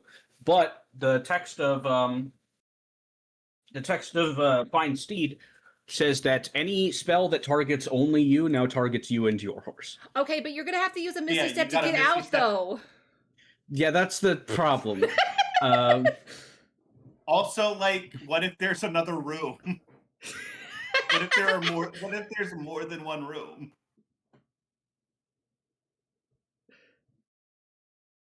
I saw he has not considered more than one room. Beacon, you'll get your horse combat eventually, I promise. Eventually, you're just gonna have to get strong enough that you just like fucking ram it. You just fucking ram through, whatever. He just comes in like the Kool-Aid Man on a horse. Yep. Could just minimize Daisy. You made her. Putting this away. I'm putting my horse away. I'm gonna put my horse in my back pocket. God, if only I don't want to put too fine a point on this. The guy's fortress is a castle. Like the big bad, like has a castle. that we know about from but he also has a horse. Yeah, a horse that can go into the ethereal plane. Can Daisy go into the ethereal? Not yet. Horses, castles have big doors. I don't think it's the getting in that's the problem. I think it's the going room to room that is the problem. Well, I don't need to take her in every room. I just need to take her into the big fight rooms. But we just had a really small fight room just now. We saw it. It was the printing press room. It was so small. It was so small. That was a child's room. Listen, this is all Ray's fault. Why is it my fault? The second that you made it so that I could take my head off, I pivoted into a headless horseman sort of thing. I would argue that's not my fault because you're not embracing that. I can't believe Liger is projecting and blaming women for his own mistakes. That's really sad. That's what I heard. What are you? What are you? Some kind of druid? I'd blame you too if you did this. Oh, he's equal opportunity blaming. Now he's blaming the bisexuals for his failings. That's I do often blame myself. Yeah, that's true. I was about to say I don't think you can throw that because he's also bisexual. Oh, it's the internalized biphobia. I got you. It's not the focus of the conversation, but if it was, it would be a bifocal. God damn. Son of a bitch. I lost my childhood memories for that one. Yeah. I would like for one of our allies to hear that, like, hey, we're going to fight Strahd, and be like, sick, cool, gotcha, what can I do? Here's my whole thing. You'll get there eventually, bud. Every single one has been... okay. Fucking, what's his name? Vesemir? Casimir, thank you. Casimir has been very cool on that front, actually. Casimir has been the coolest of them. Everyone else is like, I don't know what you're fucking talking about. Do my side quest, dipshit. Except for Rictavio's just like, I'm a bad person and I get people killed around me. And I'm like, bro! Me too! I also have this trauma! Oh man, I wonder what Rictavio is gonna think when he gets back to his tower. And he sees all the notes. He's like, I think like might just like be standing in the middle of his fucking thing, like looking at the body of like Rahatin. Or no, we tossed that shit in the lake. We burned it. Tossed it in the lake. We burned him and then tossed the ashes into the lake. All right, maybe he's gonna like look up and he's gonna see like all that shit in the tower, and he's gonna be like, "What the fuck happened?" He's gonna be stunlocked for like a solid 20 minutes, and he's just gonna scream a lot. I think. I'm just imagining him like he gets on the elevator and he goes up. He sees all the stuff that you guys have put on there, and the elevator just go down. And he's like walks out and he sees that the scaffolding is like ruined, and he's like, God damn it, son of a bitch. And he gets up there and he's like, oh no, they're idiots. Hey guys, idiots. On the flip side, we're gonna go to Casimir. Casimir's just gonna assume that we're the most efficient at our jobs ever to do it, because we killed Rahadin in like 4 hours after meeting him and being asked to. He's gonna be like, wait, these guys are fucking crazy. What the hell? I brought this up to Liger, but go ahead, I'm sorry. Like, Casimir was like, this is like my lifelong goal. This is my arch nemesis. This is like the man that like has blighted my existence since like the day of the tragedy. And we're like, yeah, we took care of it. It was an afternoon. Yeah, it wasn't a thing. He asked us, and then like 2 hours later, Rahadin was dead. I brought this up to Liger. If you do Deltarune Chapter 3 and you beat the secret boss without a super cool item, then the guy that asks you for the bosses to be killed is like, whoa, you did it without that? Okay, that's cool. Good luck with the next guy. It'll be a piece of pet cake. And that's why I I think the tone was more like, "Oh, cool. Wait, but you don't have that. How did you do that? Yeah, exactly. What the hell? What the fuck? Like, that is. By the way, okay. Yeah, Ray, once again, I would very much like to apologize for killing the villain that you had set up with Thalin and like you had set up with Casimir, and like it was gonna be a big thing, and it was like this huge part, like this huge sub arc that you had. I am very sorry that we're not going to see that play out because I was actually quite interested in it, but I was like, I was tripping mad with power, and the dice were in our favor, so like. Whoopsie. I do think that like the idea of like I need his head. I want him dead. I need like he has blighted my existence. And then like 2 hours later he's gone and you're like, yeah. No, first of all, that's so funny. First of all, very bold of you to think that all those plans are going in the garbage because they're not. Oh, I know that there's still like plot lines that you can salvage out of that. Just the fact that he's dead doesn't necessarily mean like his impact is gone. I'm just excited. Just like move the responsibility that character had over one villain. Yeah. Give it to the next one. It's Ludmilla now. Ludmilla was responsible. I am very excited for you guys to return to Casimir. I love Casimir. Now he's got another reason to be sad because now he doesn't have a goal anymore. Give this boy something to brood over. He asked for this. Like, I know, but he was thinking like maybe in a month or two you guys would get around to it, not in an afternoon. He did not have enough time to grieve or think about it. It's just the time frame, dude. It's like it'll never not be funny. I have dedicated my whole life to seeing this man dead, and like 2 hours after you ask some random fucking dudes on the side of the road to help kill him, they're like, yeah, he's dead. We killed him like 2 hours after we talked to you. Also, it wasn't that hard. I'm still not clear. Did you guys take his head or not? We did, yeah. Okay, good. I think we took his head. It's in like I'm assuming it's like a saddlebag on Daisy or something like that. Cool. Glad to know you guys are carrying around a head. I mean, shit, dude. What are we gonna do? Wait.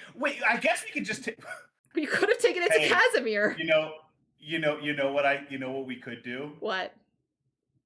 We could cut off his ears. Oh, you could. Because there's no more Dusk Elves, right? Mm-hmm. Also, I like the idea that if we give him a set of Dusk Elf ears, I mean, shit, that's about as much proof as there ever would be. Yeah, there's only one Dusk Elf left, and if Beacon gets his way, there's not going to be any more. You know what I mean? You know what I'm saying? Are you picking up what I'm putting down? None of that's going anywhere productive. Especially not reproductive. Ooh.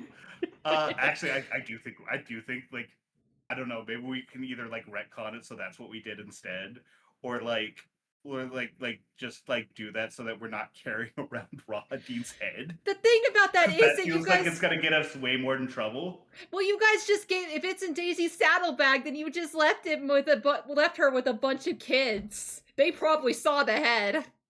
But Daisy's intelligent enough to know that they shouldn't be doing that. I was about to say, like, their fucking parents were, like, set, like, when they were, like, they started to go through our fucking shit, and their parents weren't like, stop that, they're helping us. That's true. Daisy's intelligence is now, like, a 6. It's not great, but she knows people shouldn't be touching her stuff. She's, like, one of the smartest horses that's ever lived. Except for Drusilla. Yeah. I think actually that Feinstein specifically specifies their intelligence is 6 so that they can't be awakened also. Yeah. Because awakened requires them to have less than 5. Oh, gotcha. All right. For a second I was like, I got confused. I was like, are you gonna put her to sleep? What's happening? Well, she's a horse, so eventually, yeah. Oh. I don't think that Liger will allow that. I played Uma Musume. I know how this goes. You know where she's now functionally immortal. She's technically a celestial now. Well, that means every time she breaks her leg, you just gotta, take care of it and then resummon her. Yeah, just snap it back in place and go on with your life. Oh, no, I meant take care of it and then resummon her. I gotcha. Well, if you guys need food on the go. I wish that Feinstein... I'm sorry. I feel like I've been pressing your buttons a little too hard lately. I feel like, I don't know. I do wish that Feinstein was like a ritual spell almost, because it would be nice to be able to dismiss her, walk inside a building, and then summon her again. Yeah, but you'd have to do a ritual every time. Yeah, but that's better than leaving her behind. Every time you'd walk from one room into another, you would need to take 10 minutes. And? I think that he's willing to do this. It's advantage on every attack. I'm thinking. Yeah, but you walk into a room. So what happens when an enemy, you go to fight an enemy? Somehow you've managed to cast a ritual spell in 10 minutes without them noticing. What are you gonna do when they walk into another room? In the middle of the fight. Javelin. Does javelins count as being at advantage? You get advantage on a ranged attack from horseback? Let me just take a real quick look at feats. Is it just melee? Oh, it's melee attack rules. Okay, that makes a lot more sense. I was about to say, like apparently everyone who rides a horse is a horse archer. Good for them. The Mongols actually very easy to train those up. Fucking idiots in Europe. Do you guys have anything else you'd like to say before we end for the night? Big fan of the moment I had with Davian. Yeah. Like that. Yeah, Davian seems cool. Yeah, he's a crotchety old fuck about. I like him. I was really worried. I was like, they're either gonna like this character or they're gonna hate him. I do wonder. I think there's something about the fact that we've managed to clock him lying every single time, and he's just like, no. It also it tracks, I think, because when I asked Danica about Keepers of the Feather, I think she's said to me, "Be careful who you're asking." So I think that actually tracks. Listen, if I didn't walk in and see the Middle Ages equivalent of Raven bed sheets and Raven posters on the wall and a Raven themed chair or whatever, do you think between his Baltimore Ravens jersey, I don't know, maybe I would have been a little bit more discretionary. This feels fairly obvious. I wish that Liger had gotten his religion check right. You and me both. It keeps happening, dog. It's a curse. It's crazy. I have +5 on religion. I'm proficient in it. That's why I've been do we want to just... Liger, do we just want to swap classes? Do you just want to be an intelligence, and you just swap, instead of wisdom, it's intelligent. You just go for the int blood hunter, so that way we can actually roll the things that we're doing well instead of fucking it up. He doesn't have blood though. Beacon is he has all the stats that he would need. All of his stats are really, really good. He just sucks at rolling. Except for history. History is only a +2. Yeah, history is genuinely That's why you gotta join me and roll 20. No, why would no? Just roll and roll 20. Or use the dice roller that I have installed in the Discord, Liger. You know what? You're right. Whenever I was using Roll20 with skips, I was doing immaculate rolls. Uh-huh. Let me just hold on a second. Roll a religion check and roll 20. Nope, that's a 5. That's a 5. Okay, never mind. It's just Liger. Speaking of rolls, this is pretty kind of off topic. but like the local card shop that I go to is starting like a new D&D campaign on Thursdays that I'm thinking about participating in. It shouldn't overlap with like other streaming stuff. Jesus Christ, man, you can't get enough. No, same. I can't. I've got a problem. Liger, I'm anyways, currently in 3 campaigns, 2 of which I am DMing. Yeah. Technically the 4. Session Zero for it is like, sorry. The Session Zero for it is this Thursday, and like obviously like I don't think it's gonna overlap with like the streaming stuff, but I want to get it like 1 or 2 sessions in so I get like a feel for the time before I start committing to stuff on Thursdays. So hey, quick note, probably not going to be streaming on Thursdays for at least like 1 or 2 more weeks. Just to kind of make sure about that. But 2, I rolled the stats for that character because I like rolling stats before I like come up with the character, just so I have some like stuff that like I can think about. I rolled a 4. Oh. So what's your I got to figure out where the I was thinking about running sorcerer, and I was really debating strength or intelligence as my 4. Intelligence feels like it would be bad because I would be rolling with slightly more intelligent than a horse. Detdet, here's the thing: running an like a dump stat intelligence character, especially one with a 4, that could be really funny. Especially a sorcerer. It could. You could just play him as like an inheritance baby. But like, well, that like a nepo baby, sure. But like, the only problem with that is I'm not sure. Like, I don't know if I can like, because like animals are 3. Like a beast who is incapable of speech or intelligent, like language, understanding language, is a 3. Yes, but consider, when do you ever make intelligence saving throws, and when do you ever make strength saving throws?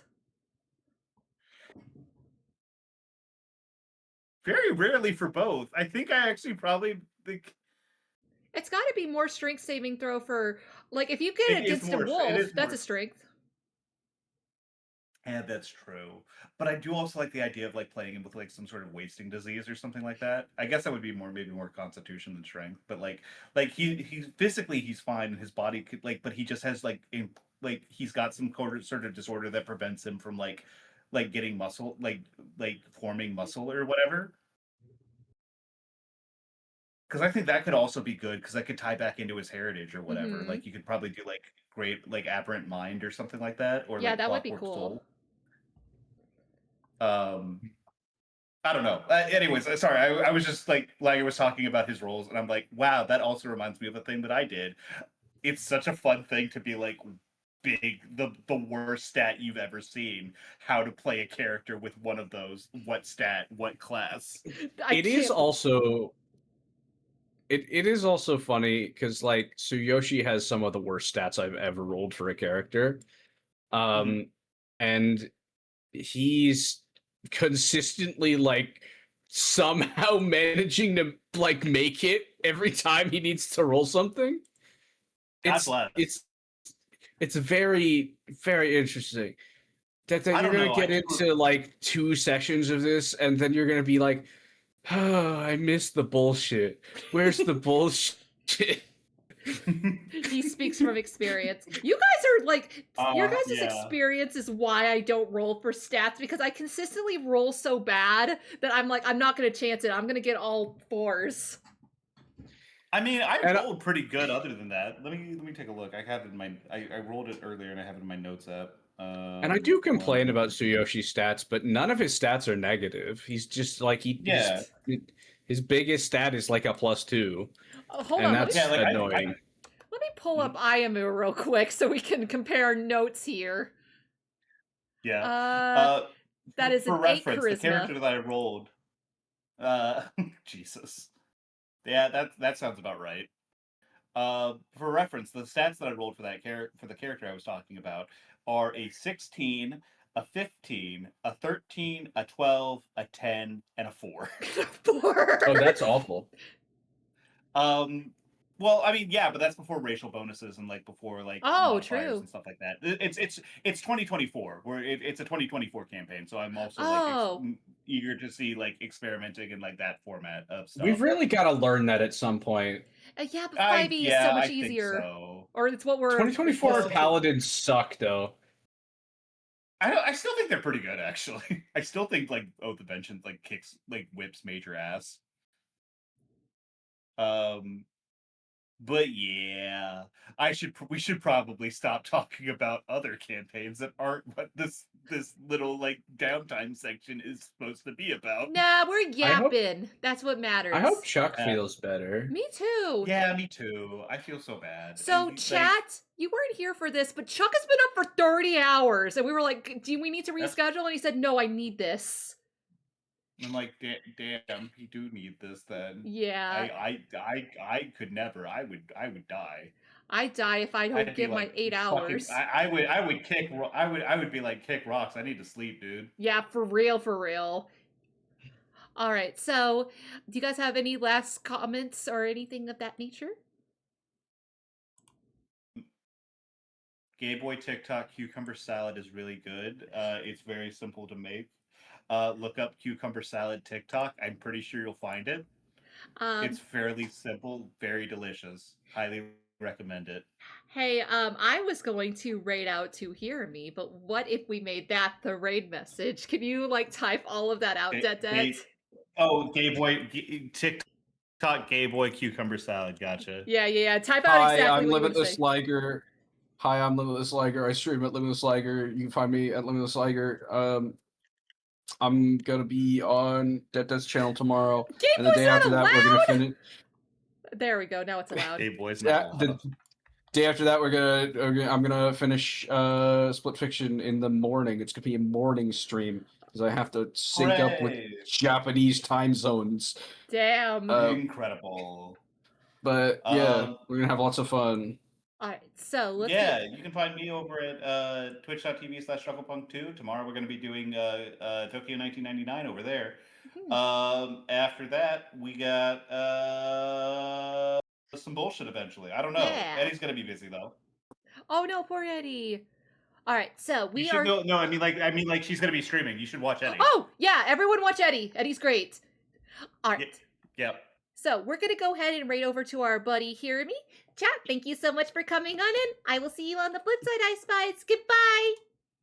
Goodbye, Spies.